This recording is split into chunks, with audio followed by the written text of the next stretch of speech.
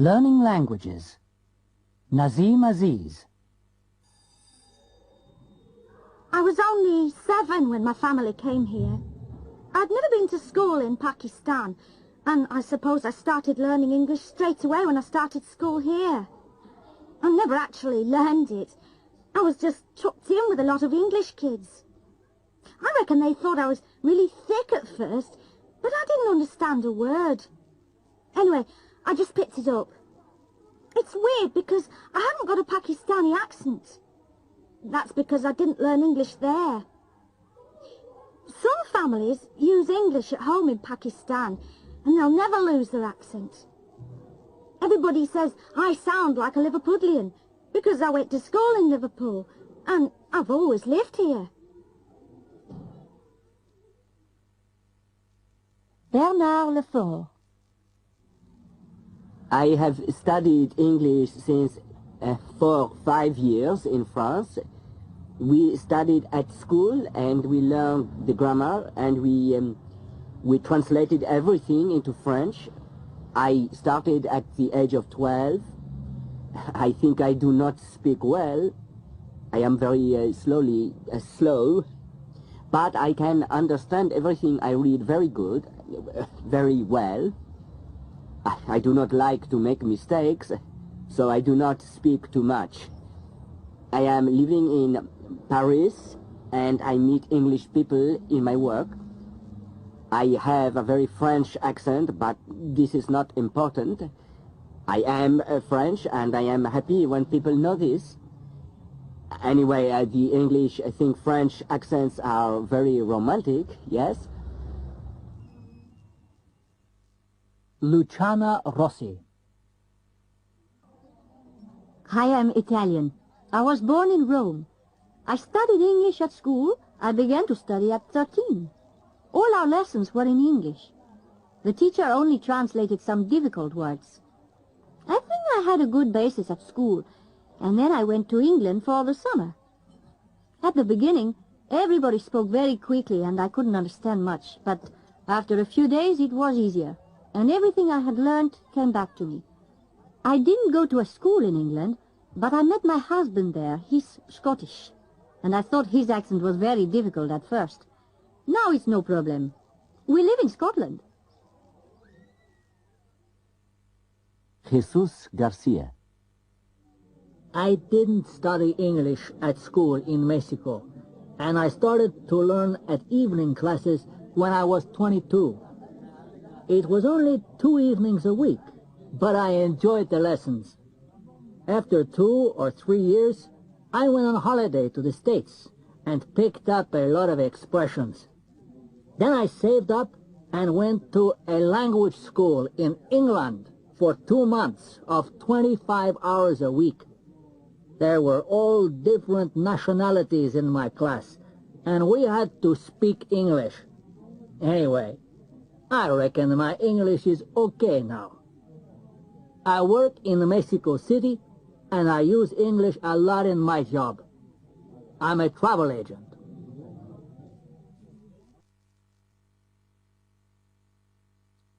Shark attack.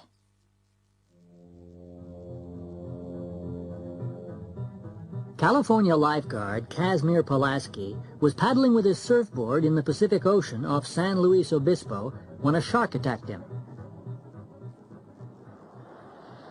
I had swum about 13 miles, and I was about 1.5 miles out when suddenly something came straight up out of the water, knocking me off my surfboard and into the air. I didn't know it was a shark until I surfaced again. Then I saw this big fish swimming around with my surfboard in its mouth. I could see its long gray dorsal fin, and I thought, oh my God, it's a great white shark. The next thought was, nobody gets this close to a great white and lives to tell the tale. You just don't know what you're going to do in a situation like mine. I saw the shark coming towards me with my surfboard in its jaws. I grabbed the tail of the surfboard and climbed back on it. I don't know why. Then I was afraid that if the shark let go of the board, he'd go for me.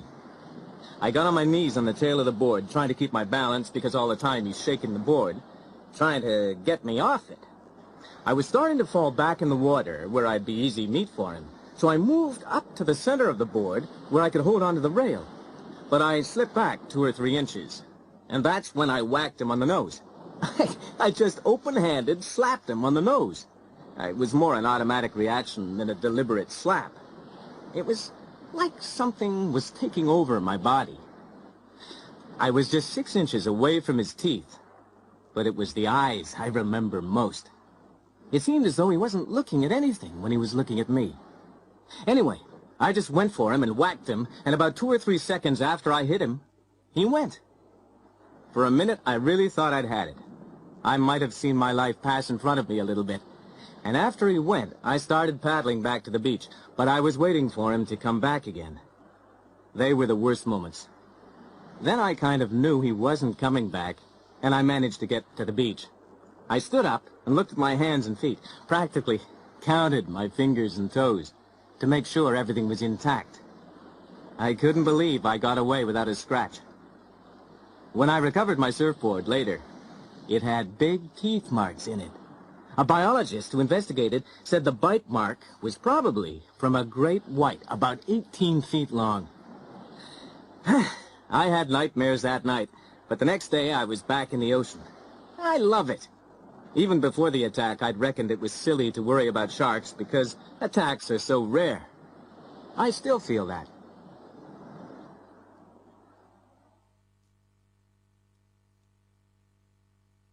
The Yellow Bulldozer.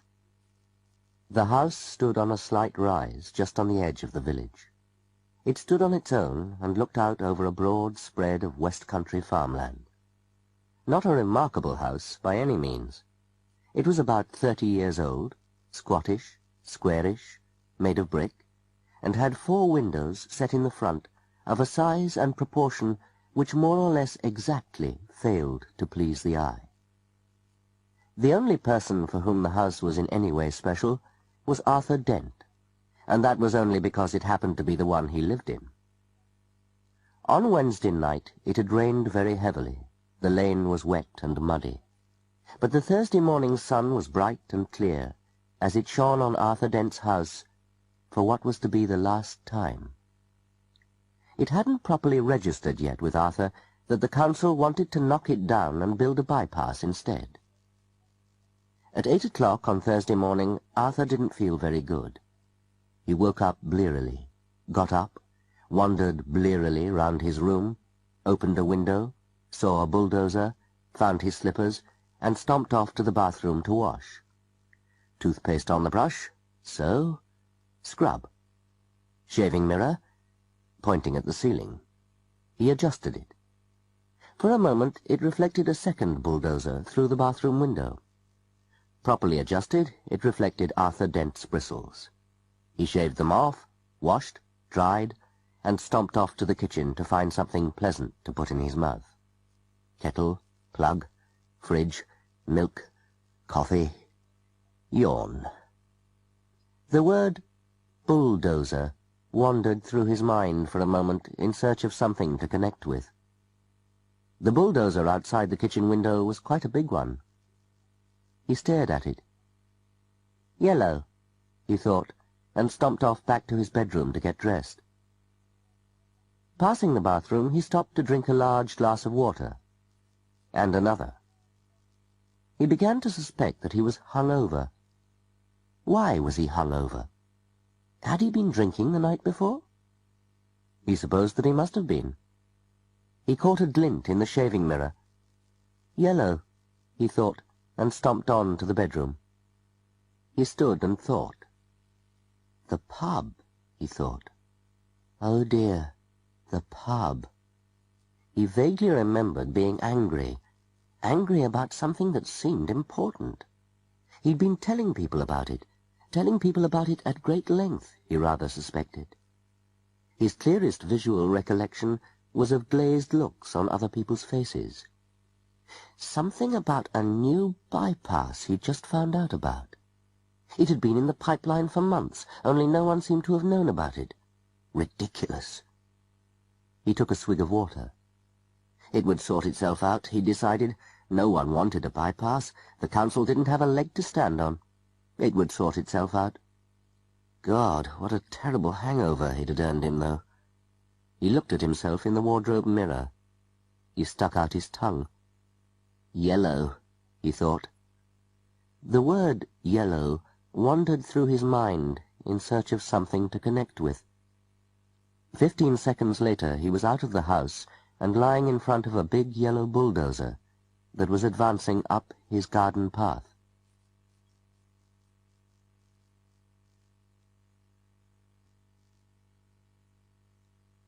The rumour.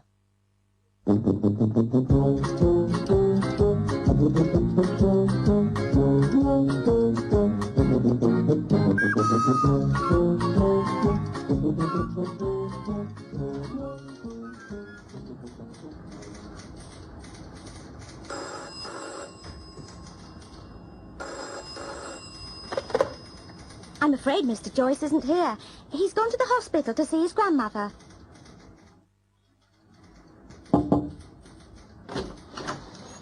Is Mr. Joyce here? No, he's gone to the hospital. Oh, he wanted me to wash his car. Did he leave the keys? His car isn't here, I'm afraid. The police towed it away. Did you hear that Mr. Joyce had gone to hospital? No. What happened? A car crash, I think. Anyway, the police have towed away the wreckage. Oh, dear. I saw an ambulance on my way to work.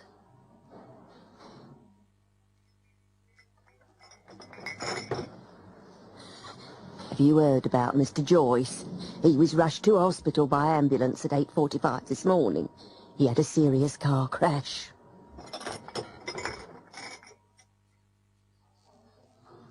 Perhaps we should send Mr. Joyce something. How about some fruit? I saw some very nice strawberries this morning. I was told that Joyce was allergic to strawberries. Has anyone told you about Mr. Joyce? No? What about He him? crashed his car. It's a complete write-off. He's in hospital. Intensive care, I heard. Ooh, are they going to operate? Well, I'm not sure. I heard that he's got a lot of allergies.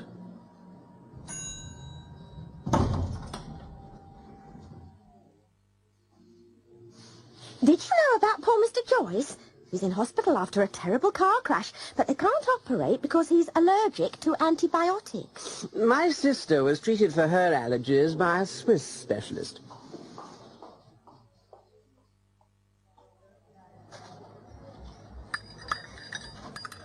Do you know how Mr. Joyce is? Oh, you've heard too. Bad news travels fast. I hear that he needs to see a Swiss specialist. That's going to be expensive. Yes, but there are 3,000 people working here. Let's have a collection to raise the money.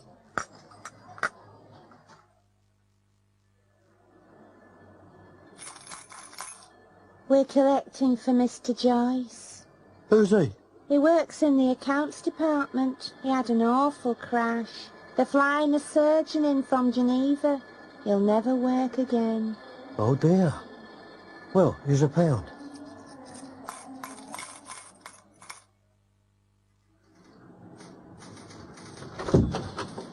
Hello, where is everyone? I've got no idea, Mr. Joyce. How was your grandmother? Oh, she was fine. Wasn't a heart attack, just indigestion, that's all.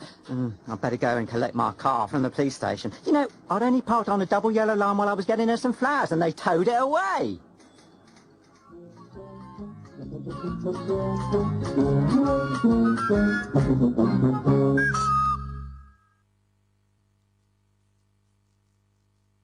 The Explorer.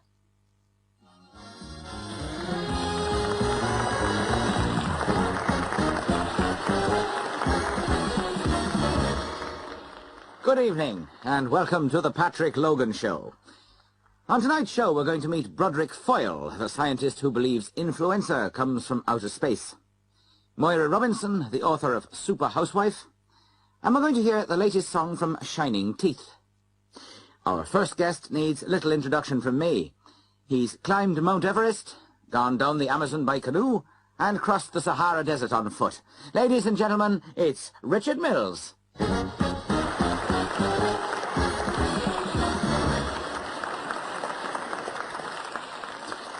Richard, welcome. You've been everywhere and you've done everything. And now your latest book has just been published, hasn't it? That's right, Patrick. It's called Miles of Sand. I've been reading it this week, and there are some pretty fantastic stories in it. They're all true, Patrick, all true. I'm sure they are. I particularly like the story of your rescue. Could you tell us that one? Yes. I was crossing the Sahara on foot when it happened. I had a small radio, but it packed up after 10 days or so, and I just kept on going. Obviously, when I didn't call in, people began to worry, and they sent out a search party. Now, I was travelling at night and sleeping during the day. On this particular morning, I had set up my tent and just crashed out. I'd been sleeping for a couple of hours when the search party arrived, and I didn't hear their truck. What happened was I woke up and heard these voices outside the tent. Someone said, "I had a look. He's dead, I reckon." "Who, me?" I shouted and popped my head out of the tent. You should have seen their faces. They were even more surprised when I refused a lift from them. But they did give me a new radio. So what are you doing at the moment, Richard? I'm keeping pretty busy. I'm writing a book about the Everest trip, and I'm preparing for my next expedition. The next one? You mean there's somewhere you haven't been? Oh, yes. I'm planning to walk across the polar ice cap via the North Pole. You're going to walk? That's right. I'm still looking for sponsors at the moment. It's going to be pretty expensive. It sounds like a very ambitious project to me. Yes, it is. The most difficult yet. You see, the temperature goes down to minus 75 degrees centigrade, and at that sort of temperature, metal freezes to the flesh. And, of course, I'll be walking across the sea, on ice. How are you preparing for that? I train every day. I run 10 miles and do weight training. I shall have to be very fit indeed. What sort of problems are you anticipating? Well, first, there's navigation. Compasses don't work near the poles, so I'll be using satellite navigation throughout the trip. Say you have equipment problems, like the radio in the Sahara. I'll have a sextant to navigate by the stars, but it'll be plastic, of course. Ah, yes. You said metal freezes to the flesh. Yes. How long will it take? At the beginning, I'll be covering 10 miles a day. I won't be able to keep that up all the way, but I'll have reached the pole by mid-July. By then, I'll have been walking for 6 weeks, say 3 months for the whole journey. One thing that interests me, you always have such wonderful photographs in your books. Will you be taking photos on this trip? I'll be filming myself during the entire trip. Oh, but how will you manage that? I'll simply put the camera on a tripod. And food? Will you be trying to shoot polar bears? I certainly hope not. An aircraft will be dropping supplies to me at regular intervals. If the weather's good enough, that is. Rather you than me, Richard. Can we look forward to a book about this trip? I hope so. Any ideas about a title? Miles of Snow, perhaps? Actually, that's a possibility. Thank you for talking to us, Richard. I hope you'll come back and tell us about the trip. And we'll be back after the break.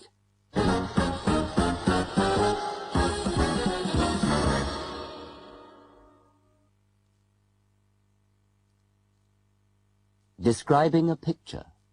1. Well, I really go for posters. I've got 5 or 6 in my room. Some of them are really cheap, 75p or something.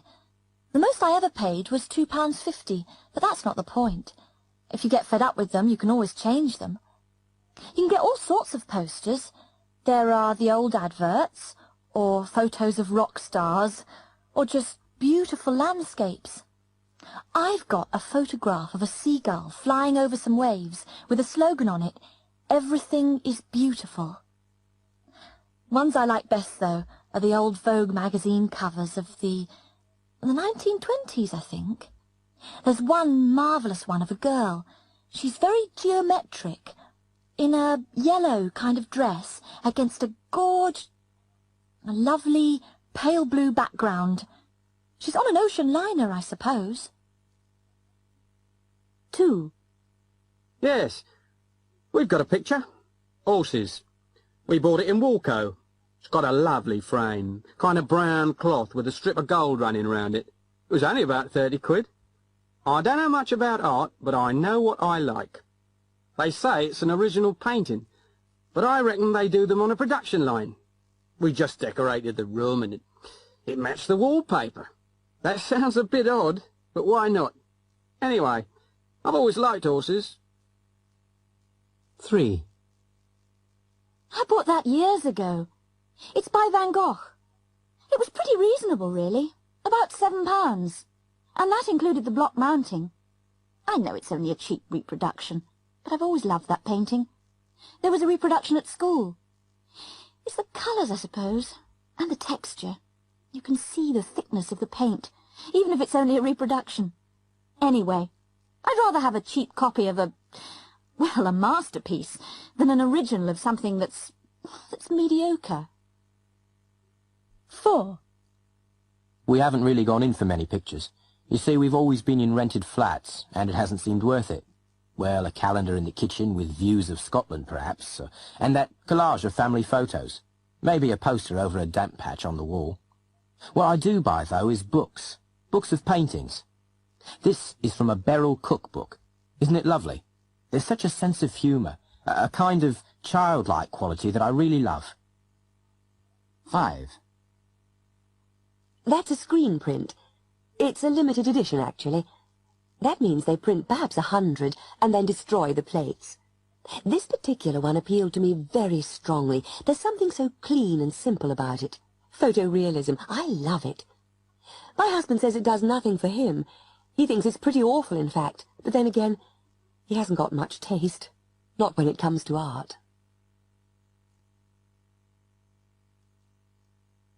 How do I get to 1? You pay over here, Mum. All right, all right. Come on, keep together.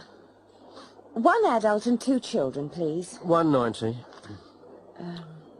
Haven't you got anything smaller? No, I'm afraid I haven't.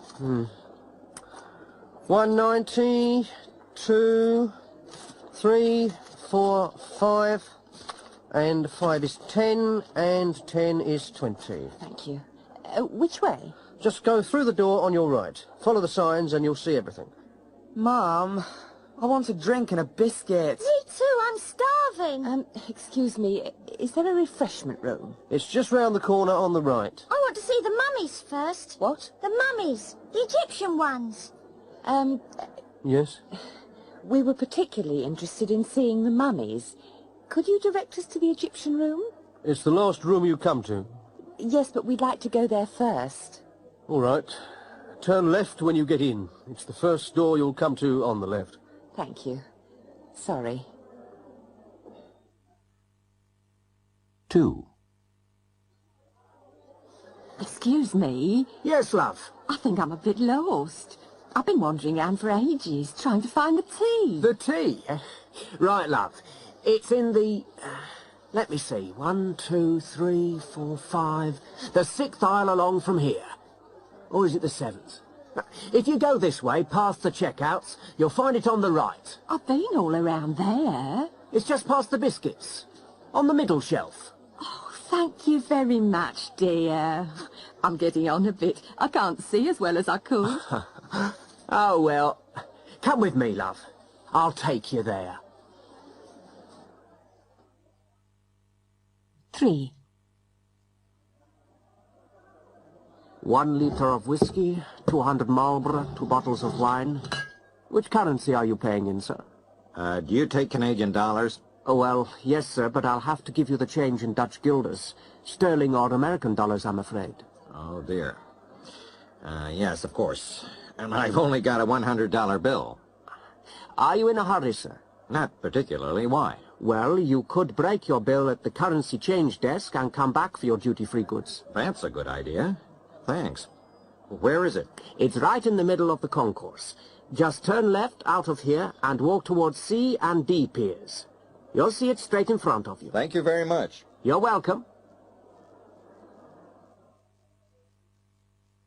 4.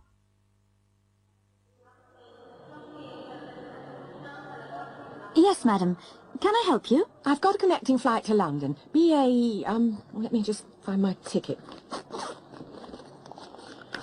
Yes, it's BA 208. Right. Is your luggage checked through? Yes, it is. It leaves at 14:30 from gate 27 on Pier B. Smoking or non-smoking? Non-smoking. I prefer an aisle seat if you've got one. Yes, that's fine. Seat 5D. Is there somewhere to get a coffee? Of course. Right over in that corner, between B pier and A pier. Can you see it? Yes. Thank you very much. It's a pleasure. Yes, sir. Can I help you? 5. Excuse me, miss? Yes, madam? I can't find the pet food. I expect I've just walked past it or something. Can you tell me where it is? Pet food. Oh, it's opposite the frozen meat cabinet. The frozen meat? Where's that exactly? It's near the back. Look, just go towards the back of the shop, and it's the... Let me think. The second aisle in from the right-hand side. The pet food's about 3/4 of the way along, on your right. Thank you so much. 6. Excuse me. Yes, miss. I particularly wanted to see the Victorian room, but I seem to have missed it. It's in the far corner, miss. Just go out of that door and turn right. Walk through the main hall and you'll see 2 doors in front of you. Go in the left-hand one. That's the Roman room. Ah, I've been in there already. Yes, you must have come out of the wrong door. Anyway, once you're in the Roman room, take the door on the left. That's the Victorian room. Thank you. Thank you very much.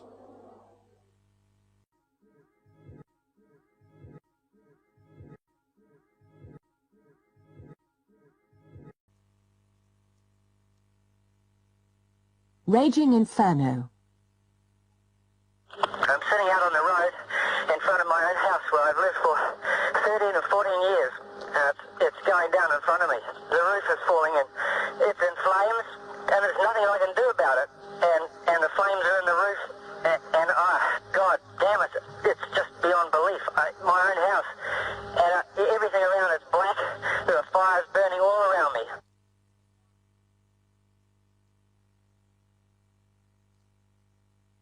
The language of advertising. A.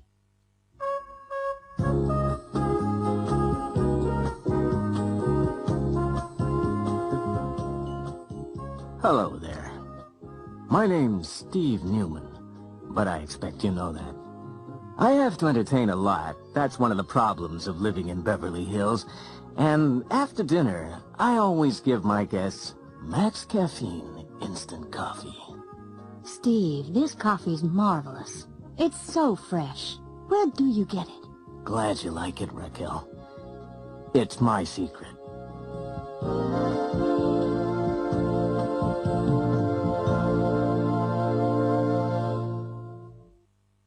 B.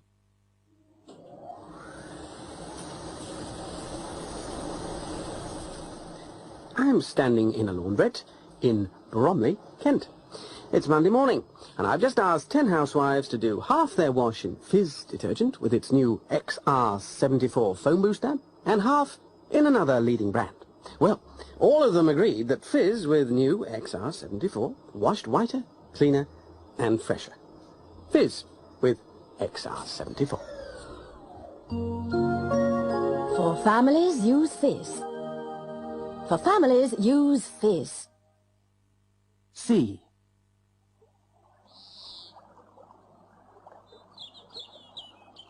A country walk, a summer's day, the man you love, somewhere to sit, the sky is blue, your love is new. Make him happy with a Macbeth cigar. Macbeth, with a masculine aroma of carefully selected tobaccos.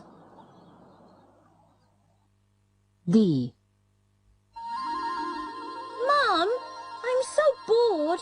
Do I have to stay in bed? Yes, dear. You've been ill. Sick children are always a problem. Help to give them energy and vitality again with Glucozone, the sparkling health drink with added vitamins and minerals.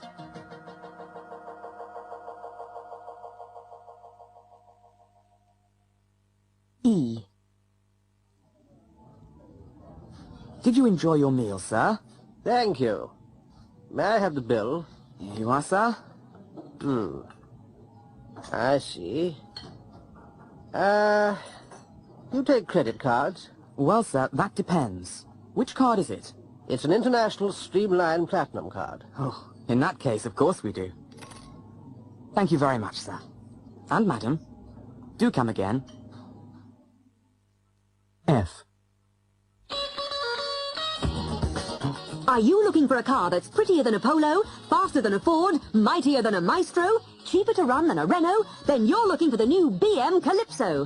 Phone your local dealer for a test drive, and if you buy a Calypso this month, he'll give you a free radio, a full tank of petrol, 1 year's road tax, and free number plates. G. All right, I went up the pub last night. They didn't have my favourite beer. Run out, they said. Have some of this Burgermaster lager, they said. What, I said? Lager? Not for me. Go on, try some, they said. Well, I had a glass. Didn't think much of it, but I had another. Load of rubbish, I said. Try another, they said. I did. Awful, I said. I don't believe it, they said. Try another. This is the worst beer I've ever had, I said. Try another, we'll pay, they said. Now it's rubbish, I said, and staggered off into the night. I was laughing. 5 free glasses of Burgermaster, and it's not that bad. H.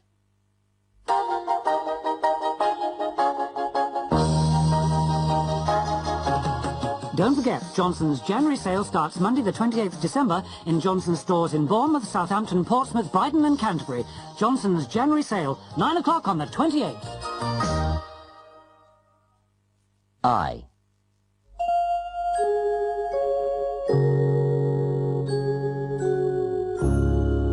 I want to talk to you tonight about a very personal problem.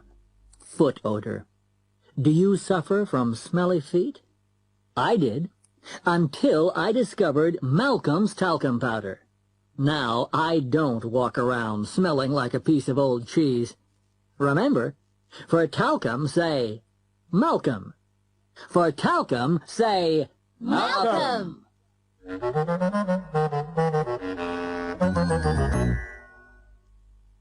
J.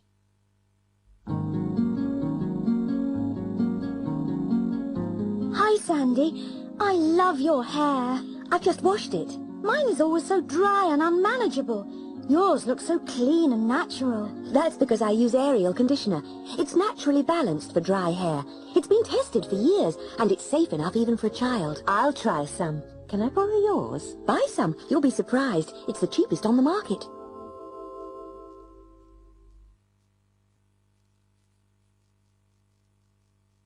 Britain from the air. Salisbury. Salisbury was one of the earliest new towns. The city was founded in 1220 to replace the town of Old Sarum, 3 miles to the north. Old Sarum had been founded by the Romans and developed by the Saxons, and was already an important town in the 11th and 12th centuries. The water supply was poor, though, and so the town was moved to its present site, where smaller rivers join the River Avon. The most striking feature is the cathedral, which was founded at the same time as the town. It was built between 1220 and 1258, and is thought to be one of the most beautiful in Europe. The spire is 404 feet high, making it the tallest church in Britain, and was added in 1334. The cathedral is 473 feet long. Salisbury is a market town for the surrounding agricultural area, and a shopping centre for the large numbers of military bases to the north of the city, on Salisbury Plain. It's also a tourist centre, because of the cathedral and old town, and because of Stonehenge, which is 10 miles north-northwest of the city. It's situated in central southern England, about 30 miles inland from the south coast, and 83 miles west of London. The city centre is particularly pleasant, as a ring road takes heavy traffic away to the east. Carnarvon.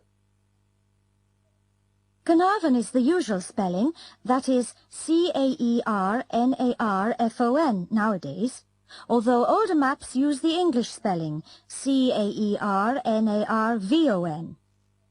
As it's the centre of the area of Gwynedd, which is 75% Welsh-speaking, the Welsh spelling is preferred. Gwynedd, by the way, is G-W-Y-N-E-D-D. It's situated in North Wales and has always been an important strategic and military site. The The Romans built a castle here in AD 78. The present castle was started by King Edward I in 1283 and completed in 1322. His son was born here in 1284 and became the first Prince of Wales. Prince Charles was invested as Prince of Wales at the castle on July 1st, 1969. The castle at the top left is one of the finest surviving castles in Britain. The old town wall is still in good condition. The population is 10,500, and the town is a market centre and a tourism centre for the Snowdonia National Park. There is no railway, the nearest station being at Bangor, 9 miles away. It's famous for sailing and fishing. Sea and river fishing are both excellent, which adds to the town's attractions. Durham. Durham, in County Durham, is in the northeast of England, about 14 miles from Newcastle and 260 miles from London. It is built on a bend in the River Wear, and it grew around the Norman castle which was built in 1072 to protect England from the Scots. A wall blocked off the peninsula. The cathedral was begun in 1093 and has been called the finest Norman building in Britain, if not in Europe. The religious schools developed from the 15th century onwards, eventually becoming the University of Durham in 1832. It is England's third oldest university, after Oxford and Cambridge. Durham is an administration and market centre, and although it is surrounded by coal mining villages, it has remained reasonably quiet and beautiful. The present population is 24,777. Liverpool. Liverpool is one of Britain's largest cities. The city population is 605,600, but the population of the Merseyside conurbation is more than 1.25 million. Its most famous inhabitants are probably John Lennon, Paul McCartney, George Harrison and Ringo Starr, and Liverpool has built a £1 million Beatles museum. Its fame in the world of football is as widespread as its fame in pop music, with Liverpool Football Club being the most successful European team of the late 70s and early 80s, winning the European Cup 3 times. However, there's a lot more to Liverpool than just music and football. It developed very quickly in the 18th and 19th century as Britain's major Atlantic port. It was a centre for the cotton trade and manufacturing industry, as well as a centre for ships taking part in the infamous slave trade. At one time, there were 7 miles of continuous docks along the River Mersey. The river is crossed by 2 tunnels, a railway tunnel built in 1886 and a road tunnel, the Mersey Tunnel, in 1934. For many years, ferries were the main way across the river, which has no bridges at this point. There are also 2 20th century cathedrals, one Church of England, the other Roman Catholic. The Catholic Cathedral, one of the few in the world built with an underground car park, can be seen in the lower right foreground of the picture. The famous Lime Street station can be seen just right of the centre. Liverpool is a cosmopolitan city, and to the anger of both the Irish and the Welsh, it has been called the real capital of Ireland and the real capital of Wales, because of the large number of Liverpudlians of Irish and Welsh descent. Today, it is well known for the wit and humour of its people and its high unemployment figures.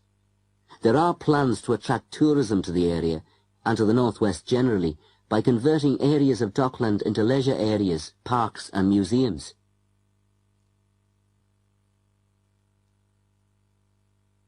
The town that is going to die. You can take either the Cerdawi route or the Llanelli road. Cerdawi's the better road, but the Llanelli way's shorter. It's up to you, really. I'll tell you the short way anyway. Go about 2 miles up this road until you get to Llanelli. Just after you leave Llanelli, you'll see a turning on the left, the B4007. Keep going along here for about 2 miles or so, past the Tredawi mine on your left. Go down the hill into the town and you'll come to a roundabout. Turn left, past the post office, and go on to the next junction. you'll see a church on the other side of the road. Bear right and carry on to the next fork in the road. Take the right fork and look out for a little road. It's a track, really, on the right. It's easy to miss it. Go 100 yards or so up the track and look at the field to your left. That's the site for the reactor.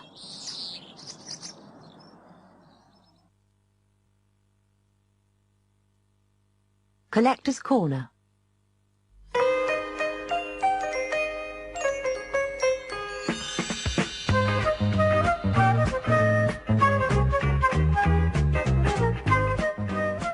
Good afternoon, and welcome to another edition of Collector's Corner.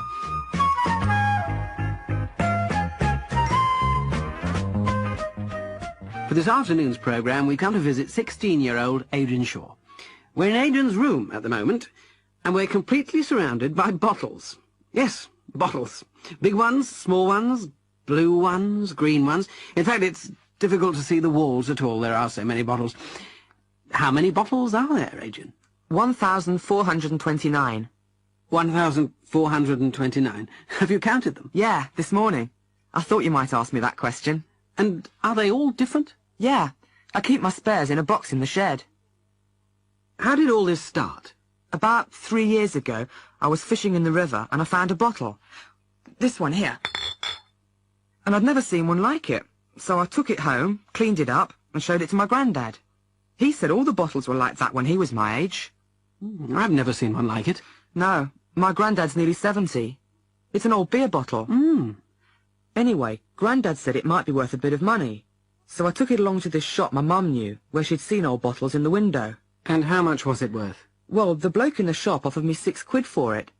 It's a pretty rare one, because it's got the name of the brewery on it, and it was only a small brewery. Weren't you tempted to sell it? No, not really. I told him I'd think about it. I saw one in a catalogue the other day. I could get £15 for it now. But I wouldn't sell it. Anyway, I like it. And where did you find all these other bottles? Not all in the river, surely? No, though rivers are good places to look, especially near bridges where people chuck them in, and they get stuck in the mud. Where else, then? Rubbish dumps. Usually the ones out of town, you know, where they used to bury all the old rubbish. And how do you know where to find these dumps? A lot have been built on, haven't they? Some have, but not all. You can look at old maps in the library, or you can ask old people. They can often remember where people used to chuck rubbish. And, of course, it doesn't cost anything, does it? No, I've never spent a penny on a bottle. Though you can buy them in shops. A lot of people do. Do you ever sell a bottle? Oh, yeah. But only if I've already got one the same. You know, I sell one and keep the other. What did people keep in all these bottles? All kinds of things. Medicine. You find a lot of old medicine bottles. They're usually blue. But there are all sorts, really. Beer bottles, ink bottles, all shapes and sizes. Tell me about that green one over there. What was that used for? Oh, that was used for...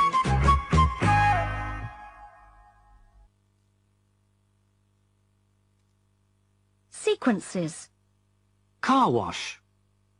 Brian was extremely proud of his car.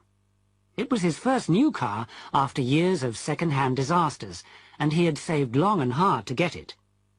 He remembered the day 3 months previously when he had walked into the showroom to order it. The salesman had been helpful and friendly, and Brian had enjoyed every detail of the transaction. Having had a test drive, he had sat for over an hour poring over the list of options. Yes, he would have metallic paint. No, he wouldn't bother with an electric aerial or electric windows, certainly not at a cost of £350. Yes, he would have the deluxe sheepskin seat covers, and so on. When it was eventually delivered gleaming to his door, he had been almost afraid to drive it. That was 3 weeks ago, and the gleam had gradually become dulled by dust. It was the hottest summer in living memory. It was time for its first wash. Brian drove carefully to the automatic car wash at a nearby service station. He was sure that passers-by must be admiring his beautiful machine. He drove in, got his token, and joined the queue. At last it was his turn, and he pushed the token into the slot and carefully positioned the car in the centre of the car wash. He felt a bit apprehensive when he looked at the huge green brushes, but he wound down his window again and firmly stabbed the start button. There was a loud whirring noise as the brushes descended and the spray began. Brian tapped his fingers in time with the song on his stereo FM radio. The radio! It was working! That meant the aerial was up! Brian turned to look. Too late, there was nothing he could do. Wait! Better close the window quickly. Brian grabbed at the winding handle in panic. There was a slight cracking noise, and Brian found himself staring down at the handle. It had broken off in his hand, with the window open. He felt the first fine spray on his face, and he had time for one last, longing look at his sheepskin seat covers before the deluge of detergent and water hit him. Urban Legends. The Hook. A boy and girl were sitting in a parked car late one evening, listening to the radio. Over the radio came an announcement that a crazed killer with a hook in place of a hand had escaped from the local insane asylum. The girl got scared and begged the boy to take her home. He got mad and stepped on the gas and roared off.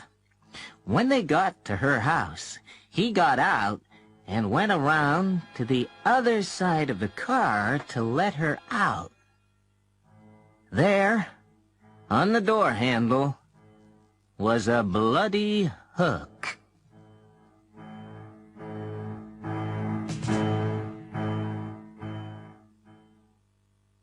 The Vanishing Hitchhiker.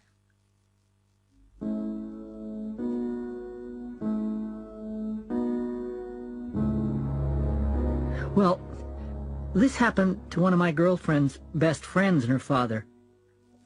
They were driving along a country road on their way home from the cottage when they saw a young girl hitchhiking. She told the girl and her father that she just lived in the house about 5 miles up the road.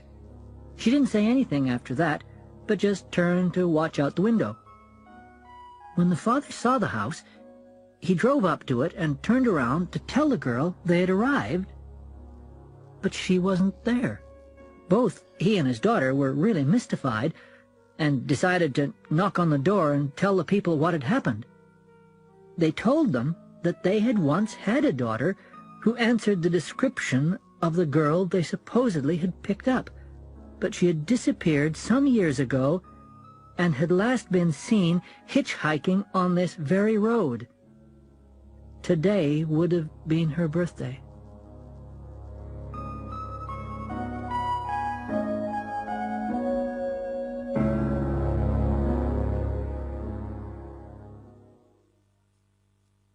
The Mouse in the Bottle.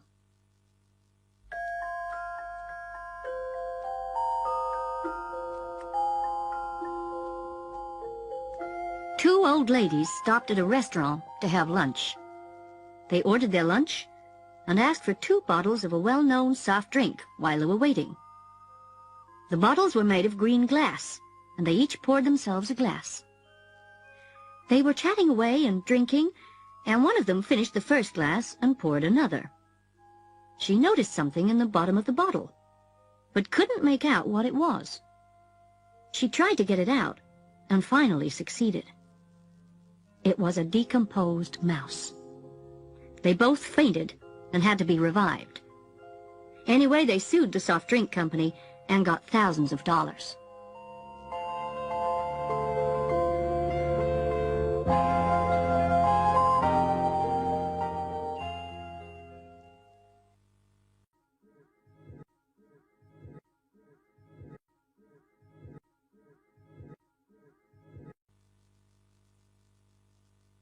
Prejudice.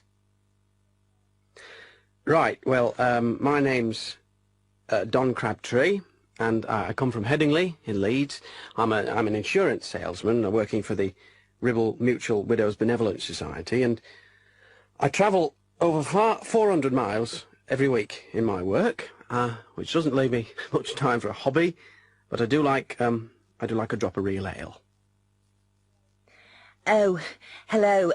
My name's Dora Entwistle, and I'm from Liverpool, and I work in a factory like, and I've got 3 kids and a husband.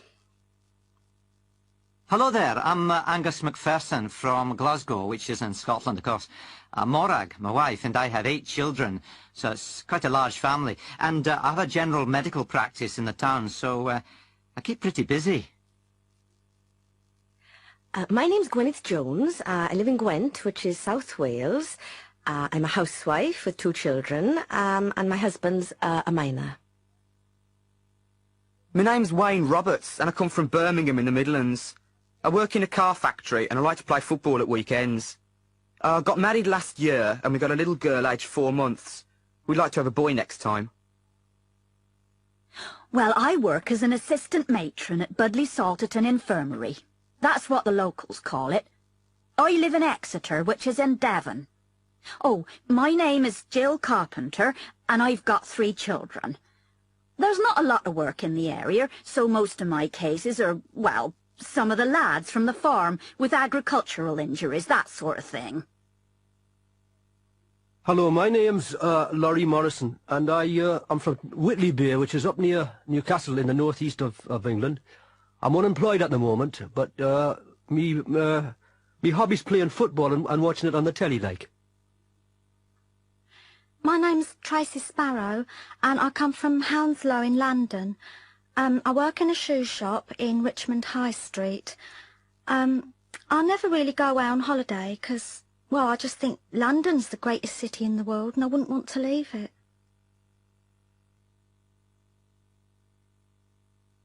Making your point. Jenny McPherson is the managing director of GB Electrics. She's talking to a marketing meeting. Now we come to the most important item on today's agenda. That's item 7, the GB Express coffee maker. I think all of you have reports for the meeting, yes? Well, we'll hear them in a moment. I haven't seen them yet, and so I'll make my remarks as brief as possible. I'd just like to point out a few problems. Over the years, coffee consumption in Britain has been increasing rapidly and is now around the same level as tea consumption. That's the good news, if you're selling instant coffee. During the same period, coffee has become a weak, warm liquid with little flavour or taste. In other words, coffee has become more and more like English tea. You know the joke about our canteen here. How do you know which is coffee and which is tea? The tea comes in blue cups. When we began selling filter machines, our initial sales were low. On the other hand, the profit per machine was high. And what is more, sales have doubled in almost every year since then. The British public are slowly beginning to develop a taste for real coffee, by which I mean filter coffee. Our new machine, or so I've heard, is a great improvement. Imported machines from Italy and Holland are beginning to sell well, and unless we make a positive move, we'll be too late. The public will identify espresso coffee with imported machines. After all, they are an Italian invention. From another point of view, we could say that a British manufacturer will not do well in this market, and that we might be safer to promote our filter machines, which of course are considerably cheaper.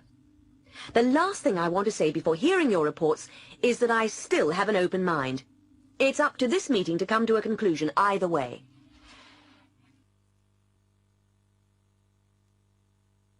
The Parkhurst Talkabout.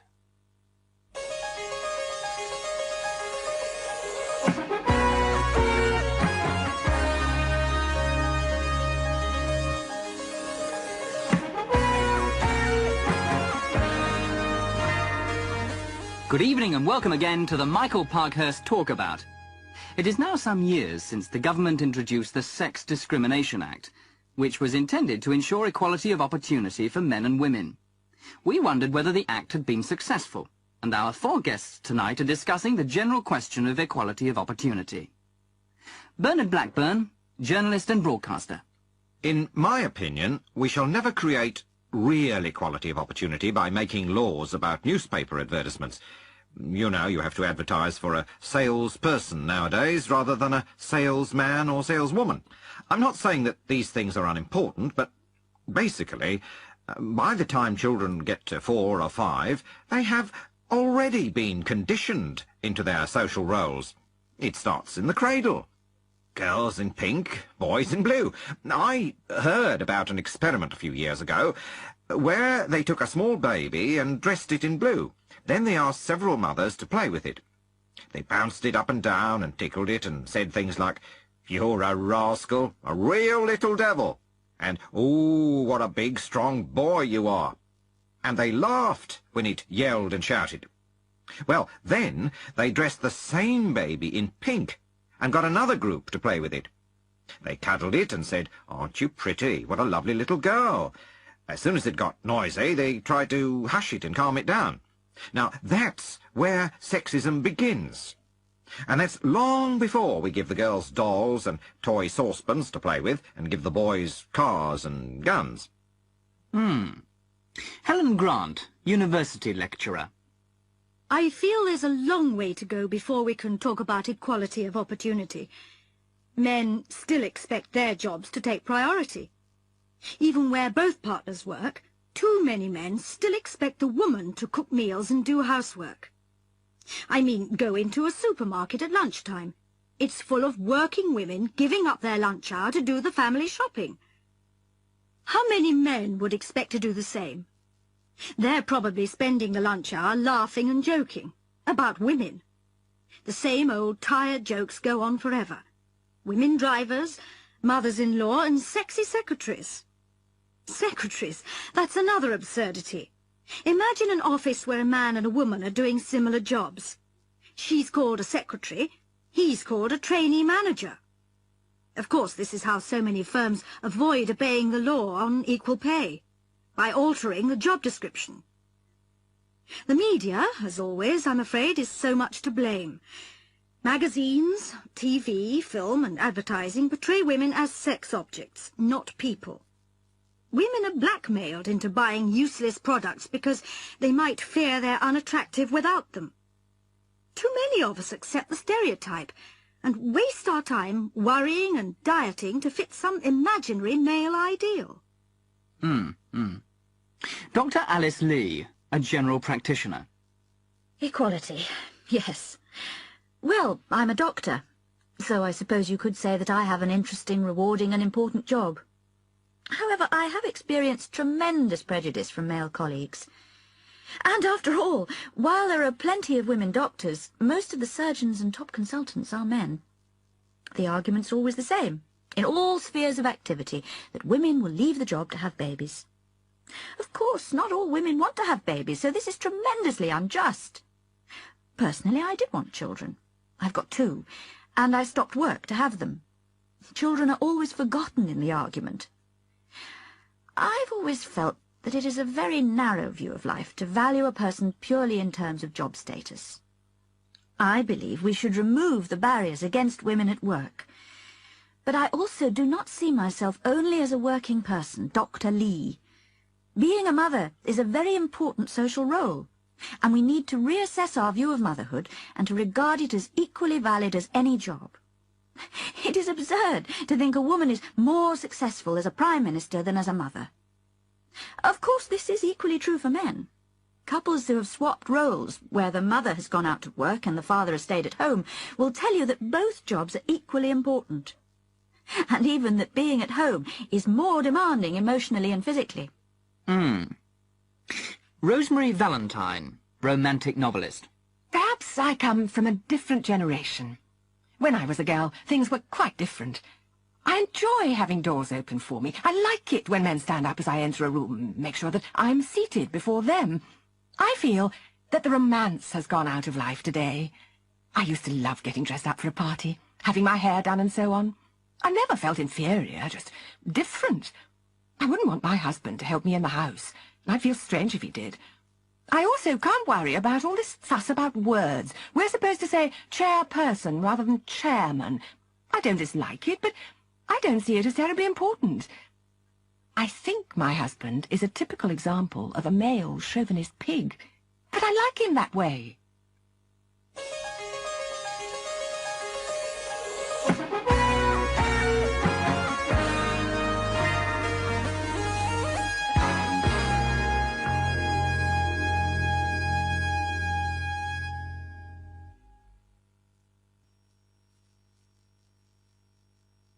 Rules and regulations. 1. Charles Orson. Well, of course, I started in Hollywood right in the middle of the Hayes office days. And, you know, we had to show them scripts before we started filming. I'm not sure how carefully they looked at them, but it was a good thing for us. You see, it's pretty expensive to film a 5-minute scene which you later have to throw away because of one wrong word. It was much easier to discuss it beforehand. Sometimes it was pretty absurd. I remember a script in, 48 or 49, where the Hayes office sent it back and said, "You can't use this. There are 3 dams, 2 hells, and 1 blast in this scene." We got back to them and said something like, "It's essential to the story." So they say, "Okay, but you'll have to cut it down a bit. You can have 2 dams, 1 hell, and scrap the blast." I thought that was pretty silly. I mean, either it's wrong or it isn't. Mind you, some of the things they said were sensible. You weren't allowed to show how to pick a lock, and you weren't allowed to show how to kill yourself, for example. No, we often laughed at them. Censors are never popular, but the code gave us a discipline. I mean, some beautiful images came onto film because of it. You were forbidden to show something on screen, so you'd have to use an image instead. Butterflies whirling round, or waves on a beach. You know, the kind of thing. Nowadays, it's all too direct, too obvious. There's no mystery left in the cinema. I was against censorship all my life. But when I see some of the stuff little kids are watching, I think maybe it's gone too far in the other direction. I mean, you have to draw the line somewhere. You really do. 2. Bourne Hall. Julie is a new student at Wessex University. She's just arrived at her hall of residence, Bourne Hall. She's talking to Tricia, a second-year student.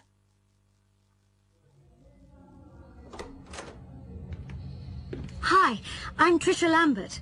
I think we're going to be neighbours. Oh, hello. I'm Julie Morgan. Yes, I suppose we are. Are you new here? Yes. I've just been looking at these regulations. I don't suppose it was worth bringing my cassette player. Oh, why not? Everybody's got one. Oh, I see. You've been reading the rules. Well, look, Julie, it's a matter of common sense.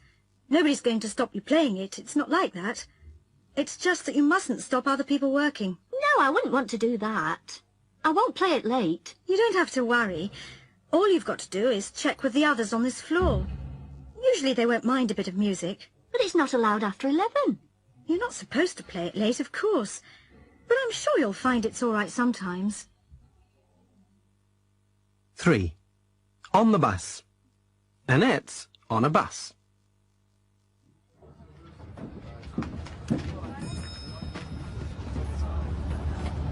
Oi! You can't stand there. Sorry?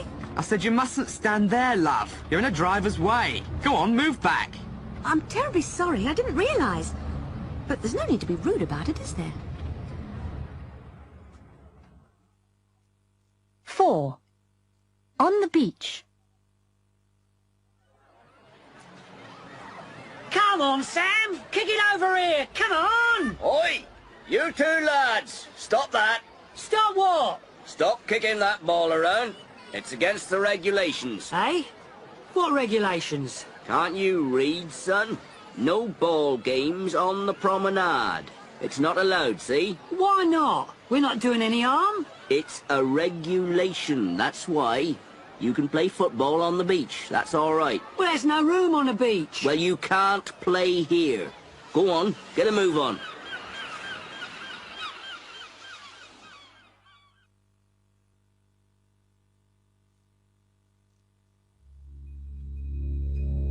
Alas.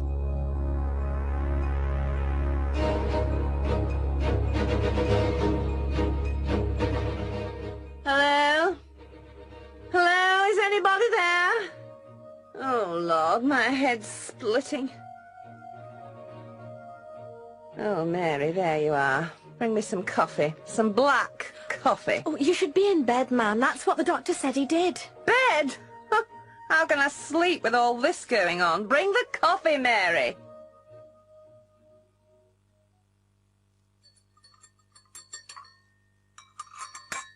Ah, this is a surprise. We haven't seen you at breakfast for years. What's happened? Summer sale at the off-licence? That's enough. Just like your father, you know. Just like him. But a bit brighter, eh? Just a bit brighter. I sometimes think you're worse. You're not like me. Not at all like me. Thank goodness for that. Hello. Nice to see you up so early. Good morning. Has anybody seen my husband yet? Why? Has he left you? Very funny. No, I just thought he'd be here. He said he was going straight down to breakfast. Perhaps he's run away. Wouldn't be the first time for you, would it? What do you mean? Come on, what are you trying to say exactly? Yes, leave her alone. There's no reason to start on her. Hello, everybody. What's all the fuss about, eh? It's nothing, darling. Just your delightful brother, as usual. Just my sense of humour, that's all. I thought I told you to leave her alone. You often have to say that to people. Why? What's going on here? Can't we have breakfast in peace for once? Sit down, both of you. I won't have squabbling in the house. Well, when I was a lad, I'd done 2 or 3 hours' work before breakfast. I didn't get where I am today by squabbling. Where's my scrambled eggs? I've got a meeting at 9 o'clock. A meeting? You didn't tell me about a meeting. He's been having private meetings for years. What's her name? Leave it out. Haven't got the time or the patience. I suppose that layabout isn't up yet? That's no way to talk about him. After all, he is your... Good morning, everyone. Hello, darling. I'm sorry I'm a little late. I couldn't find my eyeliner. Hello, darling. You look splendid. By the way, I might be late tonight. I've got to see somebody. That's all right, my sweet. Milk, dear? Oh, you must let me introduce you to my hairdresser, dear. You've been neglecting yourself since, well, you know. Oh, I am sorry. I did promise not to mention it again. Come on, love. It's nearly a year now. It was his own bloody fault, anyway. There's no need, you oaf. Help! Everybody! Come quickly. She's in the pool. The swimming pool. I think she's dead.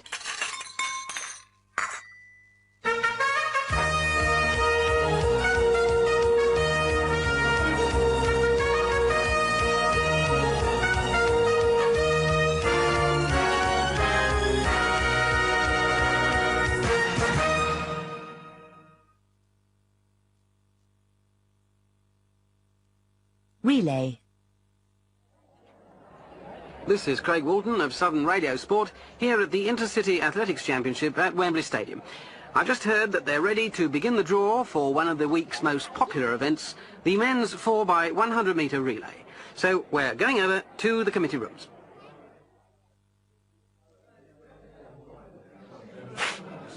Testing, 1, 2, testing, 1, 2. Can you hear me? Right. We are going to begin the draw. The first 4 teams out of the hat will be in the first heat. And they are South London on the inside track, Brighton, Bristol, and York on the outside. In the second heat, testing, 1, 2. I think there's something wrong with this microphone. 1, 2. Oh, it's okay. We have Exeter on the inside, Newcastle, Dover, and Swansea. And in the third heat, we shall have Leeds on the inside, Liverpool. Quiet, please. Quiet! And... which switch? Oh, it's on again. Sorry about that. 1, 2. Liverpool, Cambridge, and Nottingham. And in the fourth heat, 1, 2, 1, 2. The teams will be Oxford on the inside, Glasgow, Birmingham, and finally Manchester. That completes the draw for the... 1, 2, testing, 1, 2... Now listen to the heats. 1. They're lining up now for the first heat. They're ready. On your marks. Set. They're off to a flying start. Waters from South London's taking the lead as they round the bend. Then Gates, Tankard, Bell, Singh's taking the baton. Minster's in hot pursuit for York. Then the Bristol boy as they come up to the third stage. And it's Marley for London, really moving there and riding. These two are well ahead into the fourth stage. Minder stumbling, and the York boy is moving through. Yes, it's Roundtree in front, then Minder straining to catch him, and that's it. Roundtree of York is first, Minder from South London second, then Bristol with Brighton at the rear. 2. If you've just joined us, we're at the start of the second heat in the men's 4x100 metres relay. In many ways, this is the weakest heat, with none of the favourites in it. They're on the blocks, Exeter in the orange on the inside, then Terry from Newcastle, Castle from Dover, and Llewellyn from Swansea in the green vest. On your marks. Set. Oh, something was wrong with the start there. They're going back to the blocks. Very nerve-wracking when that happens. On your marks. Set. Oh, and Castle's surging into the lead, going like a rocket. The other three bunched together. And at the baton, it's still Dover. Nothing to choose between the others as they come to the second change. And it's Dover, well in front in the yellow. More of Exeter making a challenge. Is he moving? Round to the last change, and Ferry's blocking Penburn of Exeter. Penburn can't get through. What is Ferry doing? And at the tape, it's Ferry of Dover from Penburn, Exeter, and D.F. Jones of Swansea, and North limping home for Newcastle. Of course, he injured his foot in the hurdles. But wait. Ferry has been disqualified for pushing. What a pity for Dover, after a great race. 3.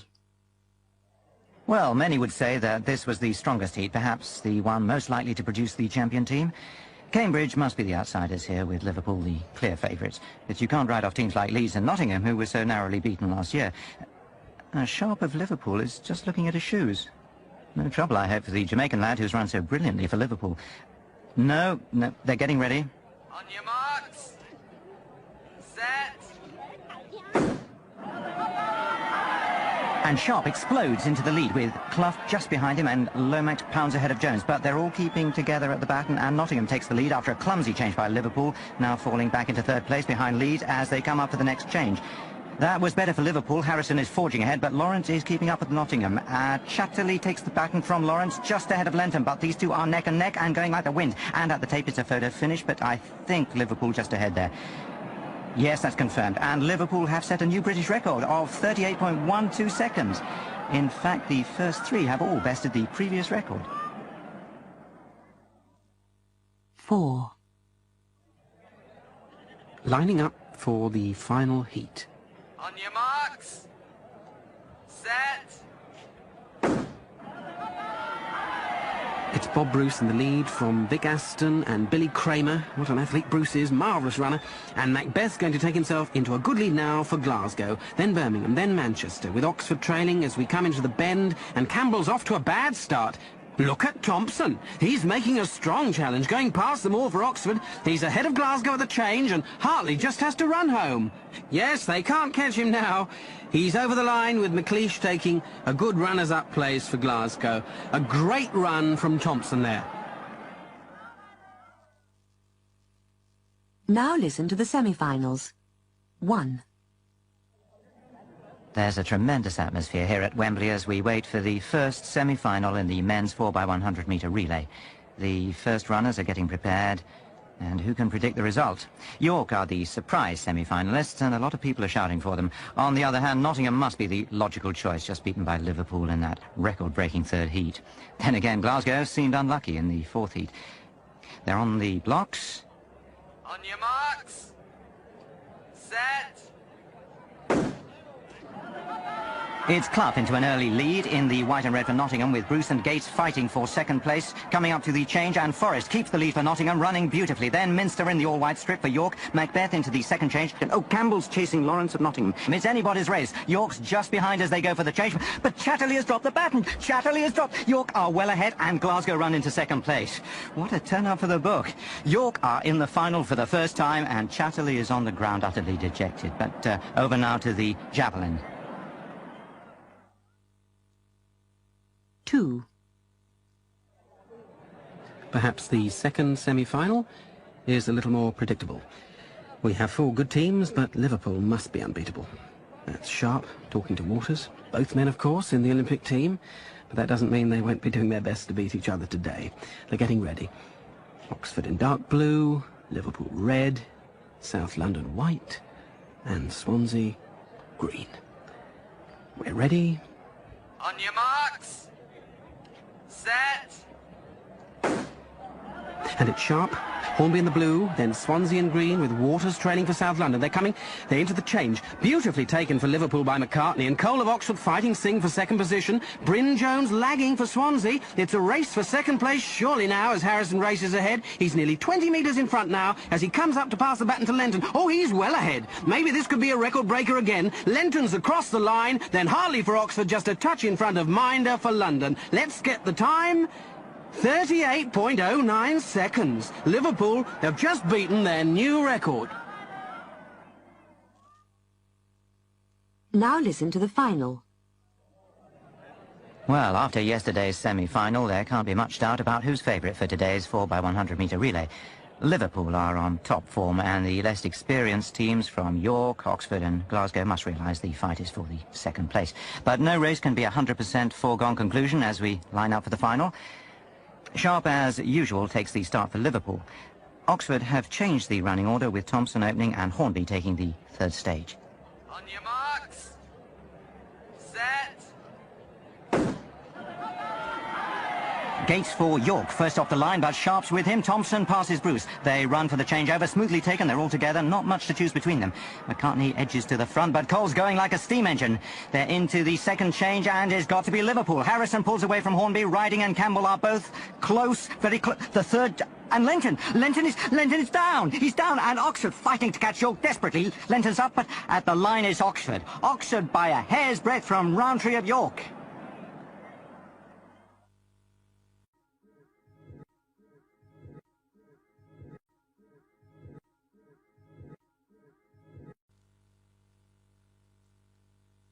Ghost plane crash.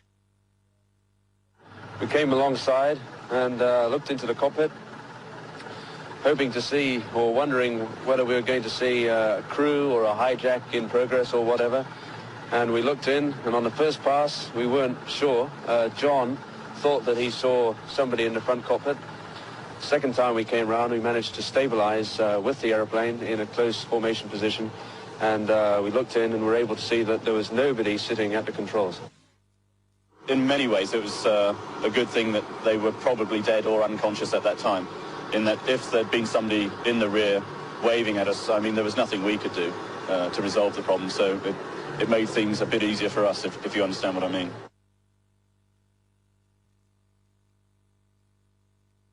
Belief, doubt and certainty. Roy Clark is an investigator for an insurance company. He's investigating a fire at a small warehouse. The contents were insured for £500,000. He's talking to Dave Grimes, the owner. Look, I can't see what you're here for. I filled out all the forms, right? When do I get my money? It's not quite that simple, Mr. Grimes. We have to be absolutely sure of every detail before we pay you. It's all on the form, isn't it? Yes, well, where did the fire start? Well, how should I know? It was 3 o'clock in the morning. On the form, you've put the reception area down. Well, that's what the fire brigade thought. I've got no idea. But you put it on the form. They said it must have started there. Look, it destroyed £500,000 worth of stuff. There's some dispute about that figure.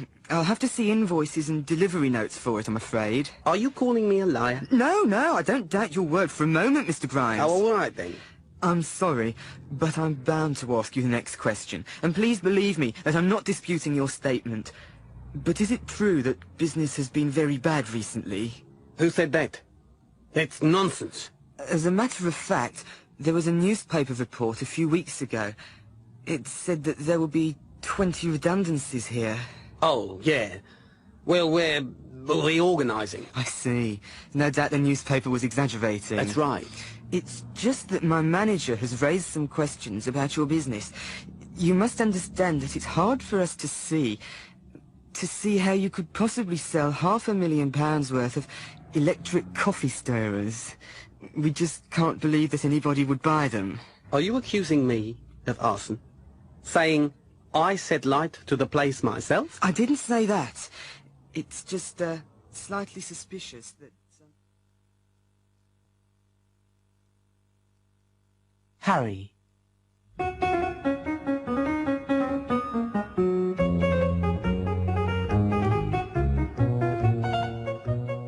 In tonight's edition of Reflections, we are going to look at the problems of long-term prisoners. We took our cameras into several prisons, and our first interview is with a man we shall call Harry, although that is not his real name. He spoke to Chloe West about his career in crime. Harry, you're serving a 5-year sentence for robbery with violence. That's right. Perhaps you could begin by telling us about your early life. Yeah.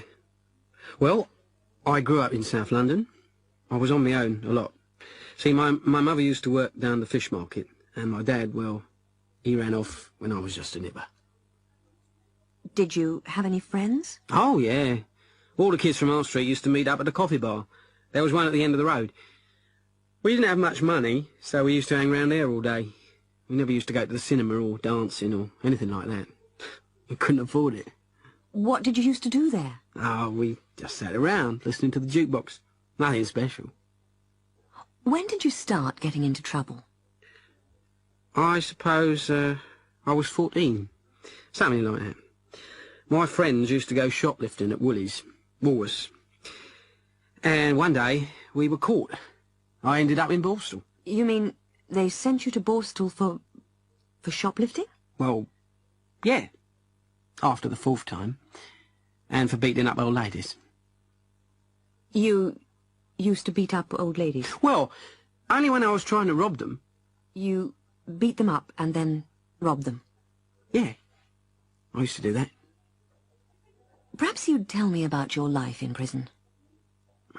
Well, I suppose the worst thing is being shut up all the time. Yeah.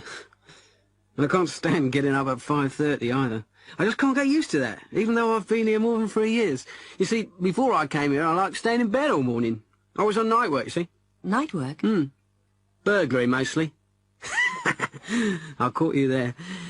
I can't get used to going to bed at 8 either. Harry, if you don't mind me saying so, a lot of viewers will think of you as an enemy of society. Well, that's fair enough. But I've admitted doing a lot of things. I spent a lot of time thinking. I could keep on stealing things, but I'd end up spending half my life behind bars. I'm going straight this time, don't you worry. What do you intend doing when you get out? I'm very fond of working on motorbikes. I've been studying while I've been inside, and I'm hoping to qualify as a mechanic. Do you think you'll be able to get a job? That's a bit of a problem. People are scared of employing someone with a record like mine. You know, in case they begin stealing again. How will you get round that? I'm planning on working for my brother. He's got a motorbike shop. So, you plan to work for your brother? That's right. I tell you, I won't be back. I'm not going to risk wasting another 5 years. Well, I wish you luck, Harry. Thanks.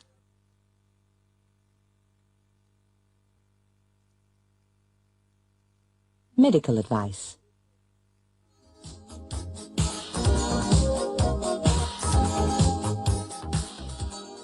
That was the latest record from Computer, Space Travel.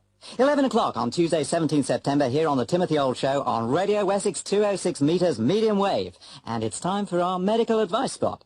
Today's guest is Dr. Guy Lines from the Common Cold Research Unit.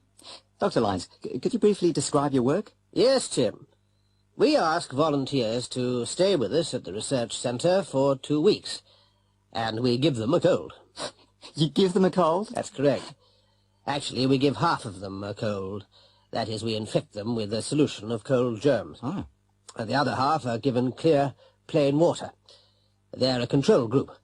Our researchers don't know which volunteers have been infected. How do you get volunteers? By word of mouth. It's like a holiday hotel, really. And, of course, only half are infected. We can then study the effect of different cold treatments. So, have you found a cure yet? Not yet, I'm afraid. Although I'd like to get rid of a few old wives' tales. You get a cold from germs, not from wet feet or cold air or sitting in a draught. What advice would you give to cold sufferers, then? The oldest of all. If you treat a cold, it takes about a week to get over it. If you don't treat it, then it takes about a week to get over it. What about aspirin or hot whiskey and lemon? Of course, aspirin or a drink of spirits helps the symptoms. It makes the sufferer feel better, especially if they just go to bed and wait. It doesn't cure it, though. What about your research? We're finding good results from vitamins. Large doses of vitamin C, and I mean 5 or 6 grams a day, do seem to help some people if taken at the very first sign of a cold. Once it's started, though, it seems much less successful. Vitamins A and B6 also seem to help, but we have a lot more research to do. Interferon does give good results, but of course it's wildly expensive, and we can't really waste the limited supplies we have on cold research. Most of it is being used for cancer research at the moment. Interferon? Yes, I'm sure you've heard of it. Wasn't there a program about it on TV recently? There was.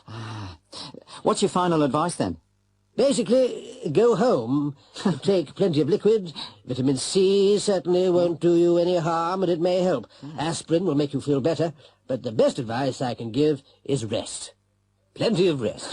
Thank you, Dr. Lyes. We'll be coming back to you after our next record. It's Daisy Barton singing You Broke My Heart.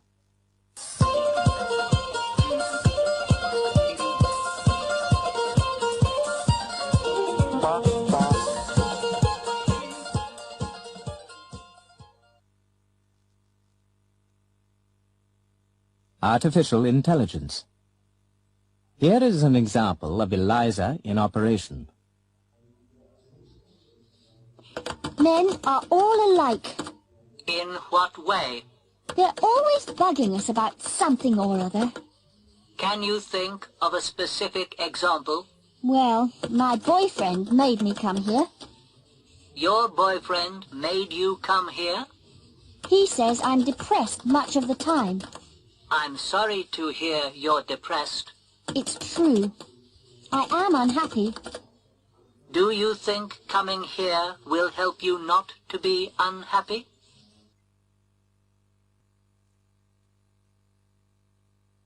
Youth culture. 1. Introduction. In this series of lectures, we shall be examining British society since 1945. Our first topic is youth culture. Now, what exactly do we mean by youth culture? In 1950, a teenager was simply someone aged between 13 and 19. By 1980, the word teenager had developed a much wider and more complex meaning. This was probably because of a whole series of industries which grew up during the 1950s, which were specifically directed at the teenage market. Why should this have happened? The main reason was that teenagers were a section of the community with surplus money, spending money. At that time, people left school at 15 or 16, but didn't usually marry until their early 20s. More often than not, they lived at home in the meantime. Their parents had little spare money. Almost every penny was accounted for, since they were buying a house, bringing up a family, and perhaps saving for a first car or even a first holiday abroad. Because few parents asked their children for realistic sums of money for food and lodging, the kids had money to spend. Consequently, industry wasted no time in finding them something to spend it on. We shall go on to look at some of the resulting changes in existing industries, and also at some of the new industries which sprang up. 2. Cinema. One of the first changes was in the cinema. During the 1930s, the average person saw 2 films a week. By 1960, this had been reduced to 12 films a year, and the current figure is less than half of that. The cause of the cinema's decline is obvious. Audiences fell as a result of the increase in television ownership. In fact, a similar increase was happening in other countries for two reasons. First, the general world economic recovery from the war. The second reason was that technology was making mass production possible, and therefore sets were becoming cheaper. The effect of this was that the cinema lost its family audience. Because families were smaller, and because they often lived in different areas from grandparents, the cinema had become an expensive night out. There were no free babysitters, i.e. grandparents. Of course, many cinemas closed, and the ones which survived were the ones in the town centres.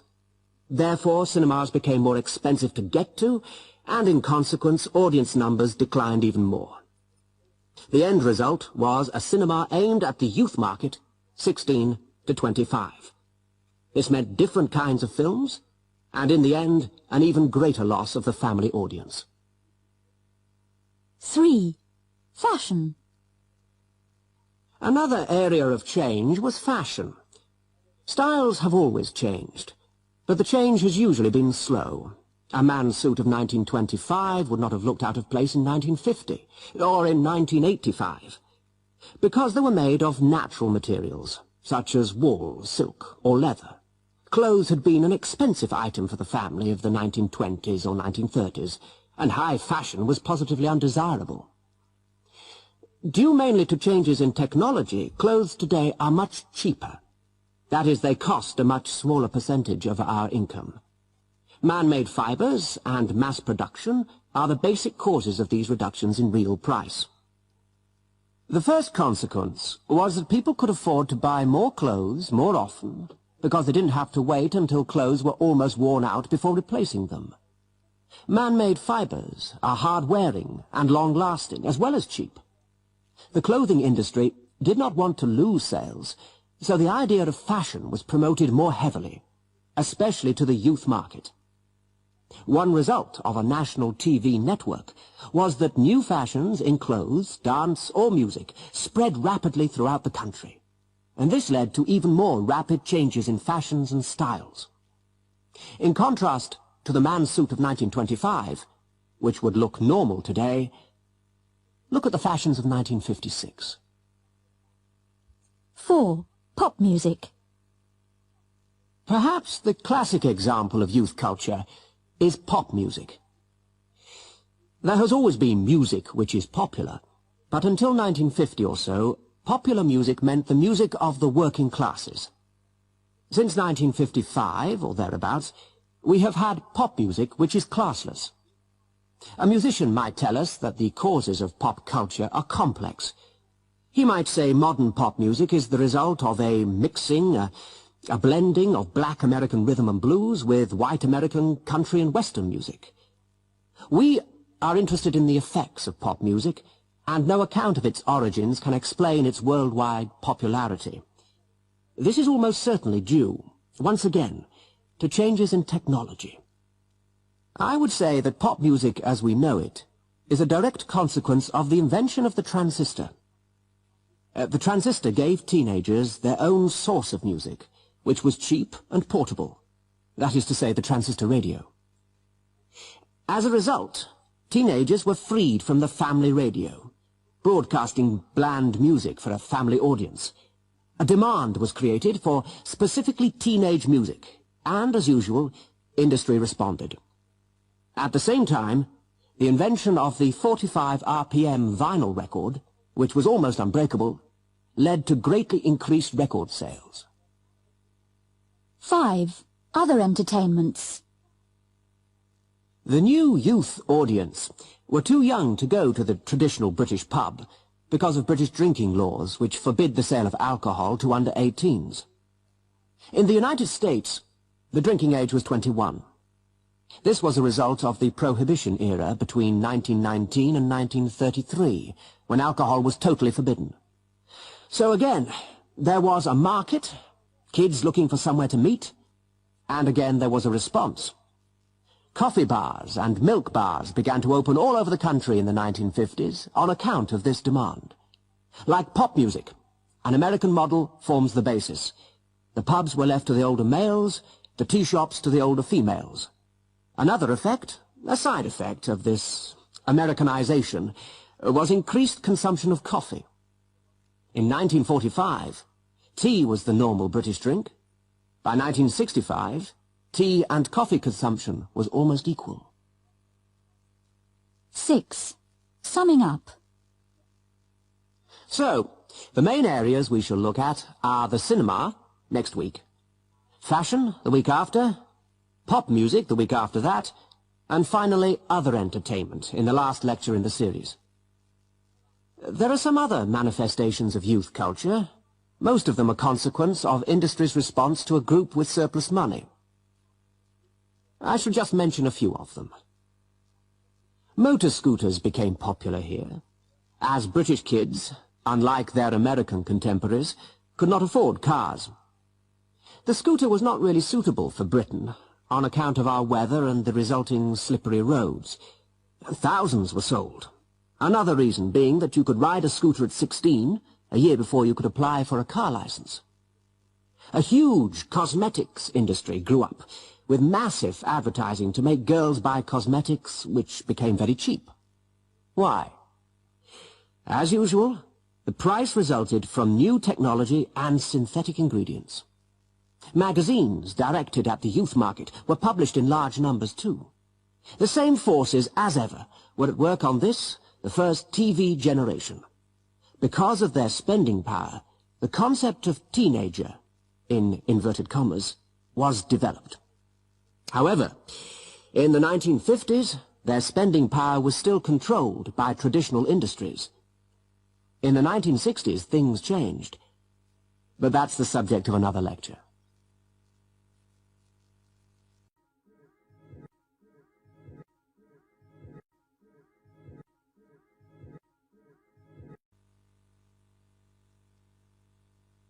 Strong language.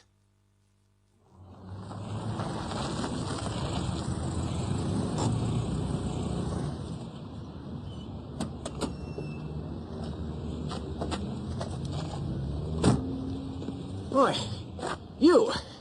I was waiting to back into that space. Were you? Bad luck, mate. But I was indicating. I've been here for ages. Well, you were too slow, weren't you? Look, I'm not letting you get away with this. You'd better move, or else. Or else what?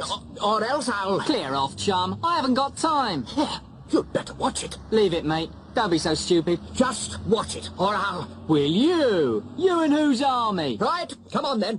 I'll give you one. Is that a threat or a promise, darling? Look, I'm off. I haven't got all day. Come back here. I'll...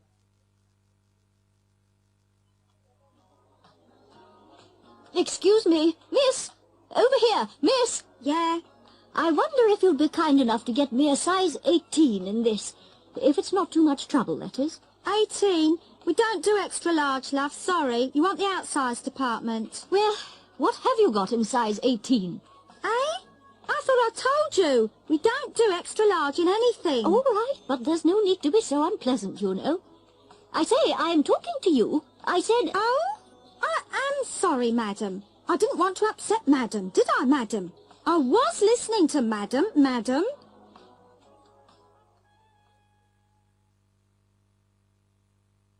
And another thing. I'm going to ring your mother and tell her to stop interfering. Look, she's only trying to be helpful. Helpful? She phones every day to see if you've had enough to eat. I mean, for goodness sake. We have been married 3 years. Anyway, I'll tell her next time. Don't you dare ring her. Look, Martin, I'll do what the hell I like, okay?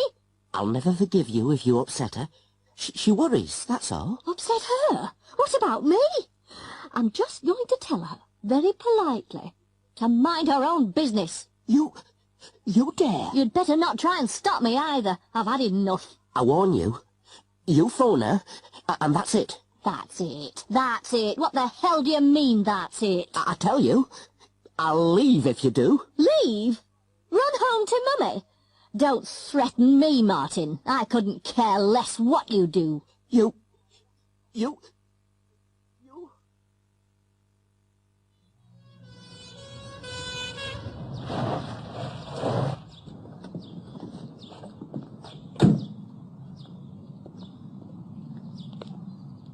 Hello, hello?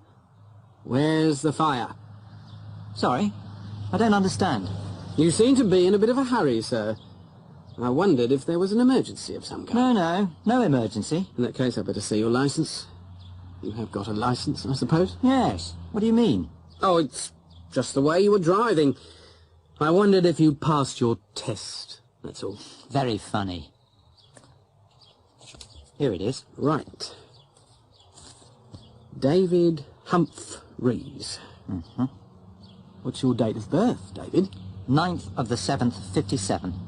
That's right. OK, Dave, get out of the car. What? Come on, Davey. I think we'll just take a breath test, eh? Look here, officer. I have not been drinking. I'm sure you haven't, Dave. But the test will settle that, won't it? I don't like your attitude, Constable. I mean, all I was doing...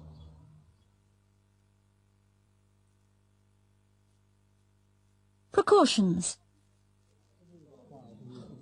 Come in, Tango Alpha Charlie. Do you read me? Over. We read you loud and clear. Over. What is your altitude? Over. We're holding steady at 4,000. Repeat, 4,000 feet. I can hear you, but I can't see you yet. Over. Please check on ground conditions. Over. There's a slight breeze down here. Nothing to worry about, though. It's only about 4 or 5 knots blowing south-southwest. You'll pick it up as soon as we light the smoke flare. Look out for the telephone line to the north of the field. Also, take care not to get near the sports pavilion. Over. The sports pavilion? Over. Yes, there's a telephone line running from the northeast corner to the north of the field. I reckon they should avoid that whole sector, just in case. Over. Right. We're going to turn in for our approach. Over. Please give checklist. Over. Right. We throttle back the engine and slow down.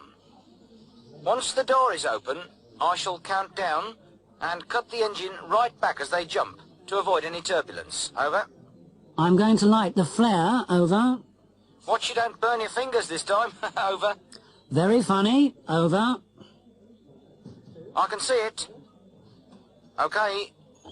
Door open. Counting. 5, 4, 3, 2, 1. 1 out. 2 out. All out. Over. I can see them. 1, 2, 3. All chutes open. Here they come.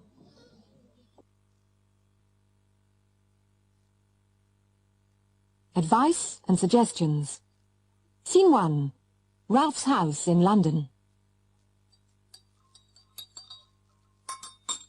Yes, boss. Have you seen this? In the morning paper? Let me see. Semi-literate. Half-wit. Least intelligent. I don't think you like the film, boss. It's Anderson again. I'm going down there to see him. Should I come with you, boss? What? Yes. Get the car. If I were you, I'd punch him on the nose, boss. That's what I'm going to do. You want to really show him this time? Well, let's go then. Boss, don't you think we'd better tell Sam first? Huh? Yeah, perhaps we should. Get him on the phone. Scene 2. Sam is Ralph's manager.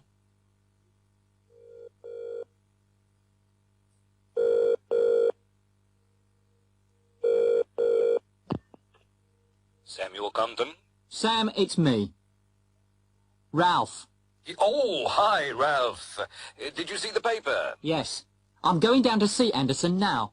What? No, you'd better not, Ralph. Leave it. Did you see what he called me? Semi-literate? He's a critic, Ralph. That's not criticism. It's libel. He's not going to get away with it. All right, Ralph. Calm down. Perhaps you ought to talk to a lawyer. A lawyer? Maybe you could sue him. I'll sue him for every penny he's got. Yes, well, why don't you just phone a lawyer? Go and have a talk about it. Scene 3. Mrs. Spencer is Ralph's lawyer. Mr. James, do come in. Take a seat. Did Sam speak to you? Yes. Mr. Compton showed me the review. I want to sue. I would strongly advise you to think it over most carefully, Mr. James. I've thought it over already. The best thing you can do is to forget all about it. Look, you're my lawyer, aren't you? Sue him. I don't think we should, Mr. James. The review was in one newspaper.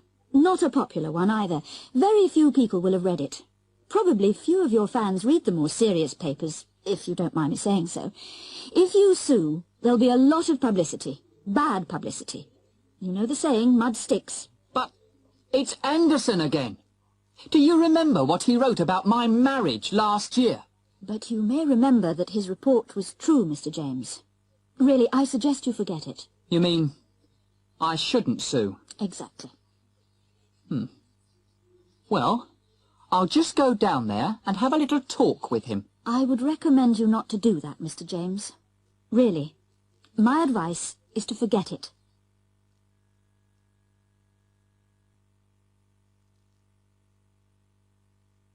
The Importance of Being Earnest. Oscar Wilde's comedy, The Importance of Being Earnest, was first performed in 1895, and since then it has become the most performed play in the English theatre. They say that every Englishman is, or wants to be, an actor, and amateur dramatics is certainly a popular pastime. Local groups from churches, schools and clubs perform plays in small halls all over the country, and this is their favourite play. On any Friday or Saturday night in the winter months, it is being performed somewhere in the country. In this scene, Jack Worthing is being interviewed by his prospective mother-in-law, the formidable Lady Bracknell, for the first time. You can take a seat, Mr. Worthing. Thank you, Lady Bracknell. I prefer standing. I feel bound to tell you that you are not down on my list of eligible young men, although I have the same list as the dear Duchess of Bolton has. We work together, in fact. However, I am quite ready to enter your name, should your answers be what a really affectionate mother requires. Do you smoke? Well, yes. I must admit I smoke. I'm glad to hear it.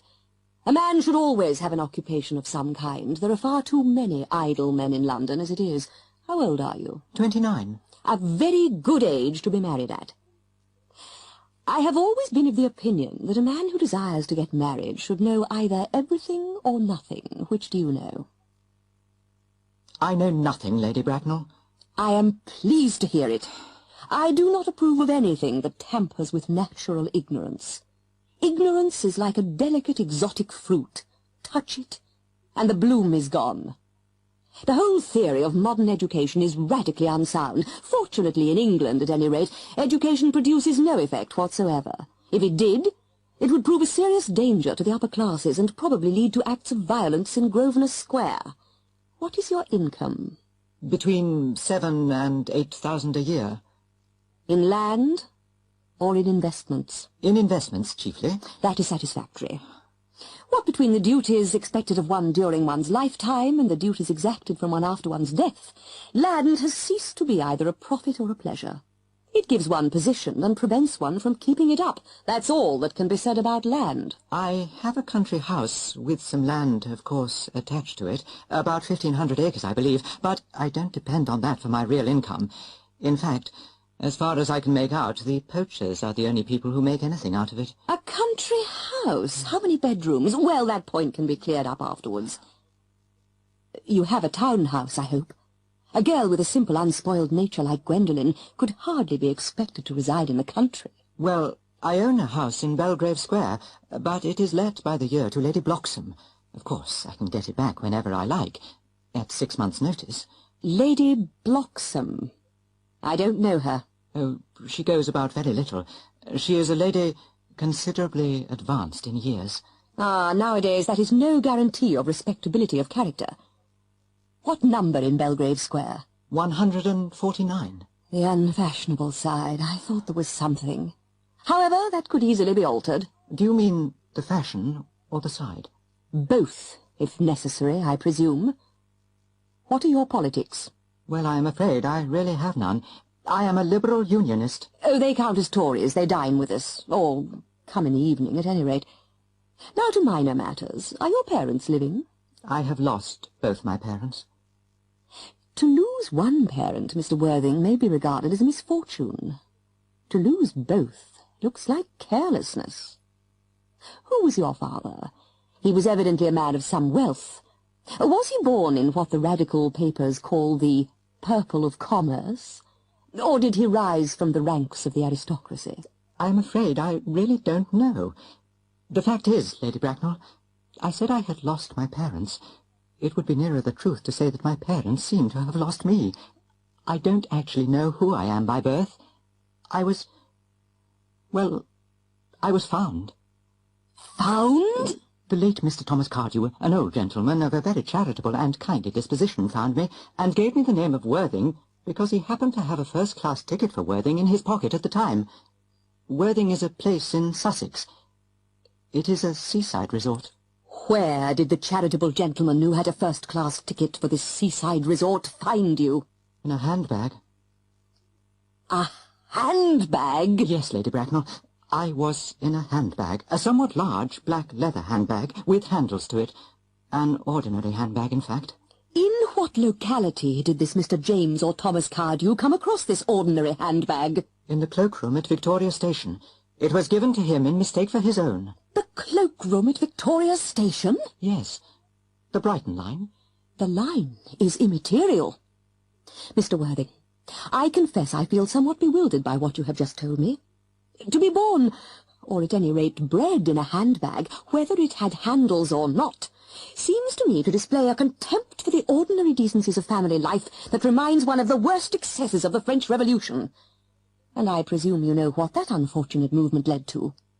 As for the particular locality in which the handbag was found, a cloakroom at a railway station might serve to conceal a social indiscretion. Has probably, indeed, been used for that purpose before now, but it could hardly be regarded as an assured basis for a recognized position in good society. May I ask you, then, what you would advise me to do? I need hardly say I would do anything in the world to ensure Gwendoline's happiness. I would strongly advise you, Mr. Worthing, to try and acquire some relations as soon as possible, and to make a definite effort to produce at any rate one parent of either sex before the season is quite over. Well, I don't see how I could possibly manage to do that. I can produce the handbag at any moment. It is in my dressing-room at home. I really think that should satisfy you, Lady Bracknell. Me, sir? What has it to do with me? You can hardly imagine that I and Lord Bracknell would dream of allowing our only daughter, a girl brought up with the utmost care, to marry into a cloakroom and form an alliance with a parcel? Good morning, Mr. Worthing.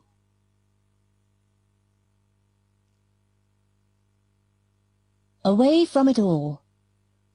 I've thought about it for many, many years. I've wanted to set up my own place where goddamn people like Freud aren't worth a hill of beans, where there ain't no rules, and where people don't give a damn about doing an honest day's work. I'll work like hell and build a place for myself and my grandchildren, and then I'll die a happy man. That's my dream, and now it looks like it may come true. I had been to Pitcairn first, and hell, you couldn't wish for a nicer place. The people are just like Virginians were 50 years ago when I was growing up. They were so happy and kind and pleased to see me, and when I said I was figuring on living near them, they just near about flipped, they were so happy. We took off for Henderson. God, was it stormy. All the rest of the fellas on the boat got sick, but not me. I was that screwed up inside with excitement that I didn't feel a thing. It took a couple of days sailing, and then we got there one afternoon. It was just what I wanted. Flat as a pancake. Good beach, landing place. Jungle thick as hell, mind you, but I figure I can clear that. And the weather's about as perfect as you can get. 70 every day. A little rain once in a while.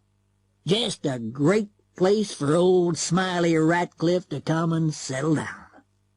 So that's what I'm figuring to do.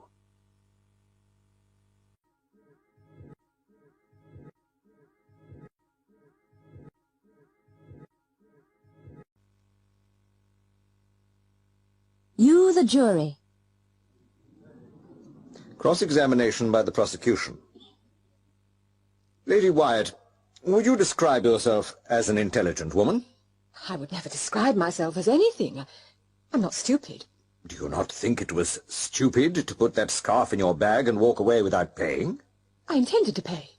There was nobody to pay. You couldn't have looked very hard, could you? Look, I've told you, I had an appointment. I was in a hurry. Surely not in such a hurry that you couldn't find someone to pay. Surely you could have spent a few minutes. Surely your friend would have waited. I don't like keeping people waiting. I'm never late. Couldn't you simply have put the scarf back and collected and paid for it later? I suppose so. I just didn't think.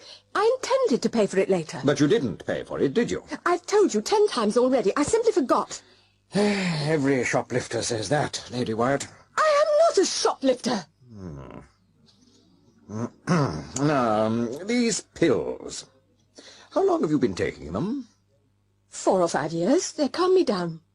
And in those 4 or 5 years, have you ever suffered from loss of memory or forgetfulness? Not that I know of. And have you walked into shops, taken things, put them in your bag, and walked away without making any effort to pay? No! No! But you did on this occasion. You took a scarf, put it in your bag, and made no offer to pay. That is theft, common theft. If we accepted your claim that you simply forgot, then every Tom, Dick, and Harry would be walking in and out of shops taking whatever caught their eye. No, no, no, Lady Wyatt. I forgot is no excuse at all. I maintain that you intended to steal. I believe many people do that, just for kicks. It gives them a thrill. That's not true. But it is true, Lady Wyatt. No further questions, Your Honour. Cross-examination of the defence. Lady Wyatt, you're a very wealthy woman, aren't you? Wealthy, yes. I don't know about very. But you don't need to work. No. How often do you go shopping at Hall's? I don't know exactly. I suppose once or twice a week. So in a year you would probably spend hundreds of pounds there? Yes. So there is no reason why you should want to steal anything? A scarf worth £10, maybe? Of course not. It's quite ridiculous. Have you ever been in trouble with the police before? No, never. Not even a traffic offence? No. And you're a well-known figure in the community? I suppose so. I do a lot of work for charity. And you say that you just forgot to pay? Yes. Well, that's easy enough to do. I've done it myself. And I imagine many people in this court have. And of course, you would have returned to pay as soon as you realised. Yes. I would have realised when I got home. Thank you, Lady Wyatt. No further questions, Your Honour.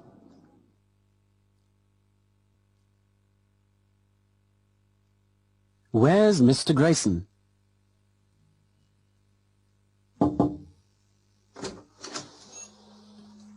Oh, excuse me.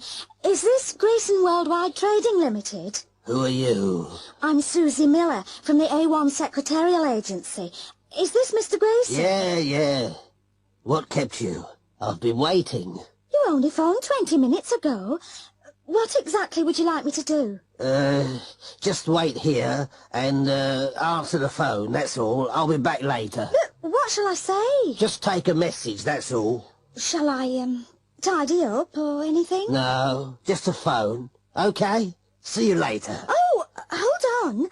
Who are you? I'm Grayson. Tim Grayson. See you. Message 1, 10:42. Grayson Worldwide Trading Limited. May I speak to Mr. Grayson, please? I'm afraid Mr. Grayson's out. Can I take a message? Oh, dear. When are you expecting him back? I'm not sure. Who's calling? It's Mr. Jackson from the Midland Bank. Can you ask him to call me? Certainly, Mr. Jackson. Goodbye. Goodbye. Message 2, 10:56. Grayson. Is that you? I'm afraid Mr. Grayson's not here at the moment. Who's calling? It's... tell him it's Mr. Smith. Mr. John Smith. You'll know who I am. Can I speak to him now? I told you he wasn't in, Mr. Smith. Come on, he'll speak to me. I'm sure he would, but he really is out. Who are you? I'm his secretary. Is there any message? Secretary. Grayson with a secretary. Don't make me laugh, sweetheart. Look, do you want to leave a message or not? Yeah. Just say, can you meet John Smith at 8:30? The usual place. Say it's important. Very important. Say, I want to know whether he's got the papers. Have you got that? Yes. Thank you, Mr. Smith. Goodbye. Message 3, 11:02. Grayson Worldwide Trading. Hello? Hello, I'm phoning about my order. Could I have your name, please? Oh, yes, it's Brown. Mrs. Brown from Leeds. I'm afraid the person who deals with orders isn't here. Can I take a message? Oh, dear. I've tried to phone several times, and this is the first time I've had a reply. It's about the order, you see. What order was that, Mrs. Brown? The complete set of kitchen knives. Well, I saw the advert in the paper, and I sent my cheque months ago. Well, the order's never arrived, you see. Well, could I take your number? Someone can phone you back. Well, I'm not on the phone. You see, I'm using a neighbour's phone. Perhaps you could phone her, if that's all right. I'm getting worried, you see. I've written twice, too. Shall I take your number? Oh, yes. It's Leeds 178432. Thank you. I'll pass on the message. Yes. They were expensive, you see. Yes. Goodbye, then. Message 4, 11:19. Grayson Worldwide Trading. Where's Grayson? Mr. Grayson's not here. Can I take... Are you sure? Yes. Who's calling? My name's Evans. Evans Printing Company. Would you like to leave a message? Yes. Where's my money? He owes me £2,700 and he'd better pay up soon. I see. Anything else? Yes. What's he done with all the letters I've sent him? I've written every bloody week. You tell him. I'm just a temporary secretary here. Yes. Well, sorry, love. It's not your fault. Tell him he'd better phone me back, all right? I'll be waiting. Goodbye. Message 5, 11:26. Grayson Worldwide Trading. I'd like to speak to Tim Grayson, please. I'm afraid he's out at the moment. Who am I speaking to? I'm a temporary secretary. Is that what he calls you? Sorry, I don't know what you're talking about. Can I take a message? Yes. Ask him where my car is, why he hasn't called me for 2 weeks, what he's done with my cheque, when I'm going to see him again, and what the hell he thinks he's doing. Did you get all of that, dear? I think so. Who shall I say called? There can't be many people who would leave a message like that. He'll know. Goodbye. Message 6, 11:34. Grayson Worldwide Trading. Can you put me through to Mr. Grayson, please? He's not here at the moment. Can I take a message? Yes. This is the top-type secretarial agency. I'm phoning to inquire about our bills, which haven't been met. Bills? What were they for? For? He's had 3 temporary secretaries, and we haven't received a penny. I've only been here an hour. I'm from the A1 agency. Really? Well, I'd just leave him my message, and not waste any more of your time.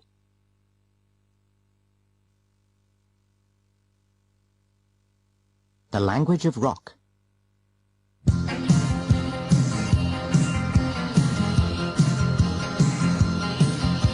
Everybody tells me rock and roll is dead. Forget it, son, you gotta get a job instead. But I'm gonna turn on my radio. Give me my rock and roll shoes.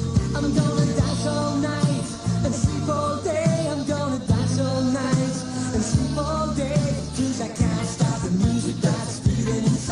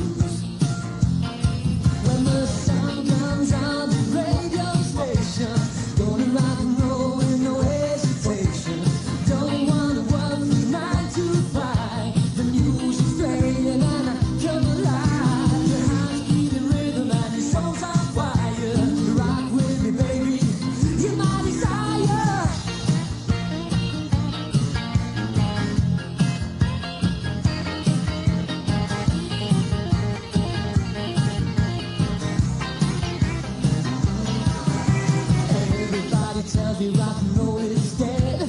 My sister says I can see you easily led, but I'm gonna turn on my radio. Give me my rock and roll shoes. I'm gonna dance all night and sleep all day. I'm gonna dance all night and sleep all day, 'cause I can't stop the music that's beating inside my head. No, I can't stop the music that's beating inside my head. No, I can't stop the music that's beating inside my head. I'm gonna dance all night and sleep all day. I'm gonna dance all night and sleep all day, 'cause I can't stop the music that's beating inside my head. I'm gonna dance all night and sleep all day. I'm gonna dance all night and sleep all day, 'cause I can't stop the music that's beating inside my head.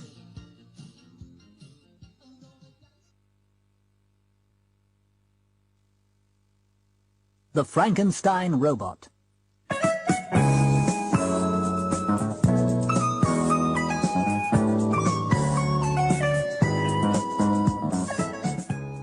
This week, Film Horizons has an action-packed bill for you.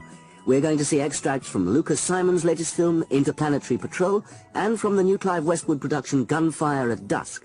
Our nostalgia section looks at horror films of the 1930s, but let's waste no time. We're beginning with an interview with Lucas Simon, whose Interplanetary Patrol goes on general release this week. I spoke to him earlier today at Heathrow Airport.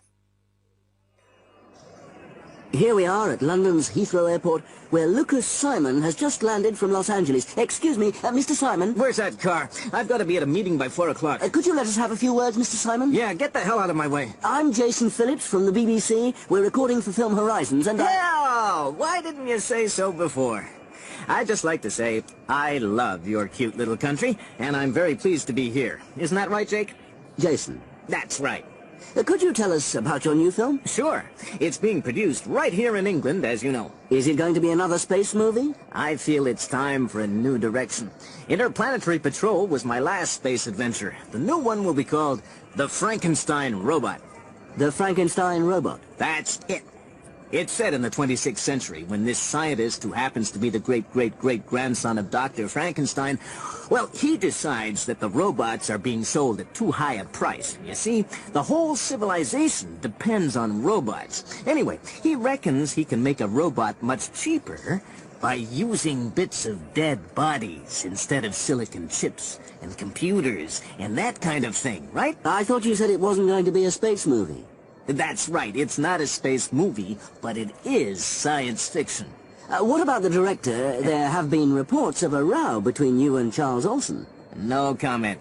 I'll just say it was going to be directed by Charles Orson, but now it'll be directed by one of America's best up-and-coming directors, Trevor Inchilstone. Trevor Inchilstone? I've never heard of him. He's my son-in-law. A truly great director. What about the cast? It's been reported here that the leading role will be played by Steve Newman. That was true. It certainly was. Last week. Now we're hoping the part will be played by Louis London. Louis London? Isn't he your brother-in-law? Right. Did you see him in Dracula Meets King Kong? A truly moving performance. Ah, yes. Didn't he play Count Dracula? No, son. He played King Kong. Oh, I'm sorry. What about the female lead? I know a lot of newspapers thought it would be acted by Kay Sparks. I thought so, too. Unfortunately, she was too busy. She's on holiday, so I think it'll be played by Moira Hammond. Isn't she your wife? She is. She is. It sounds like a family show. You could say that, James. You certainly could. Jason, my name's Jason. That's what I said. Would you like to comment on reports from New York that financial support has been withdrawn from the film due to changes in casting? Rubbish. Absolute rubbish. Where's my car? Mr. Simon! Well, that seems to be all from Heathrow Airport, so back to the studio.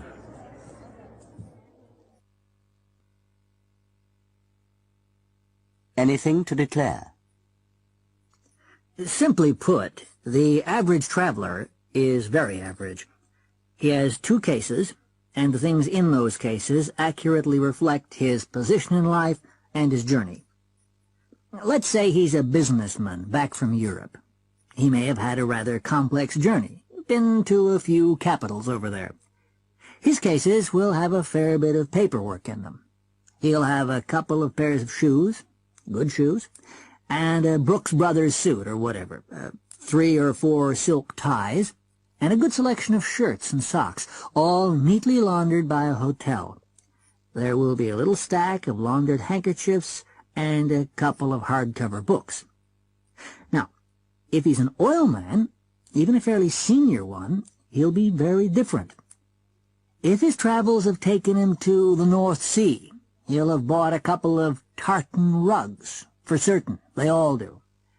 He's going to have slacks, maybe a plaid jacket, and sports shirts, and a pair of boots. He may have a paperback and a shooting or hunting magazine, and almost certainly a couple of bottles of straight malt whiskey.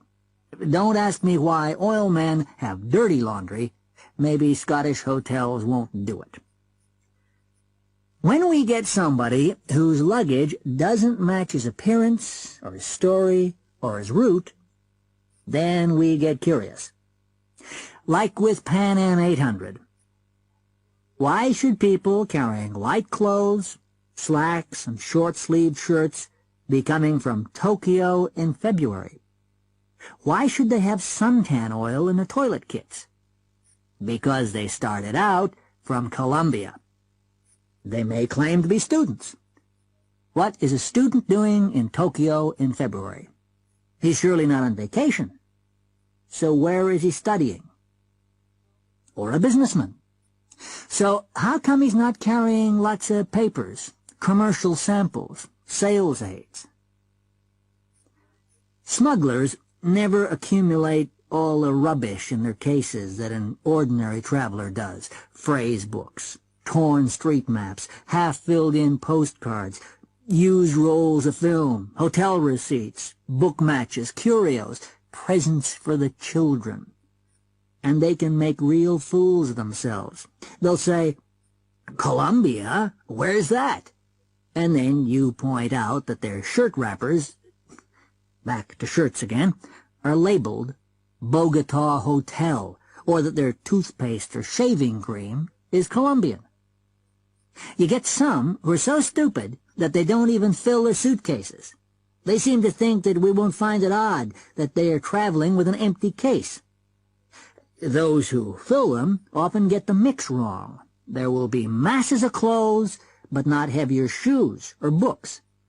The clothes themselves are often suspicious. Shirts of different sizes, trousers that don't seem they would fit the passenger, labels with little giveaways, Ind Call, Colombian made.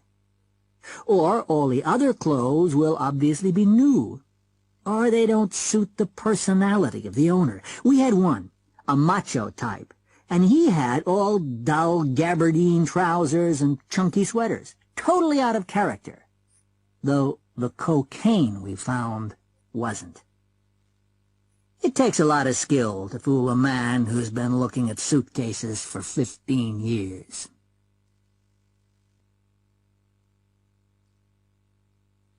Door-to-door salesman.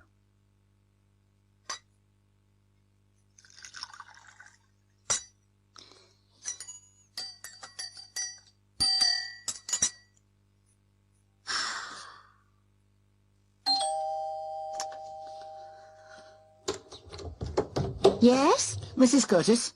Yes? You don't know me. I'm an educational consultant. Oh. And I wonder if I could talk to you about your children's future. My children's future? Well, Could I come in for a moment? Well, I don't, Thank you. I won't take much of your time. I'm sure you're very busy. No, I was just making a cup of tea. That's very kind of you. I never say no to a cup of tea. Just one, sugar.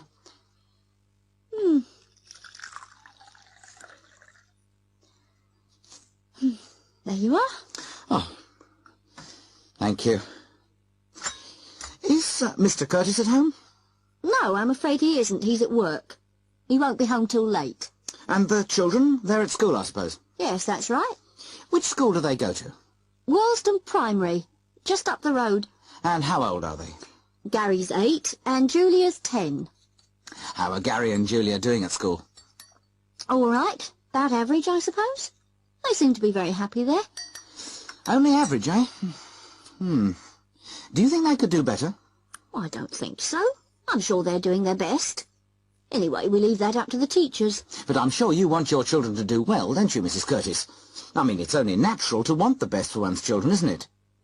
I suppose Gary and Julia read a lot at home? Well, not a lot. They watch the telly a lot. And they bring books home from school. But that's not the same as having your own books at home, is it? Research has shown that children who read lots of books at home do better at school, you know. Reading's very important.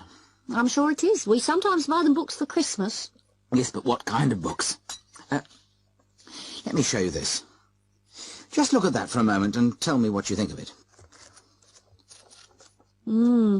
It's beautiful. The pictures are lovely. And it's not just the pictures, Mrs. Curtis. All human knowledge is there. Everything your children might want to know on every subject under the sun. All in this book? No. That's just one volume.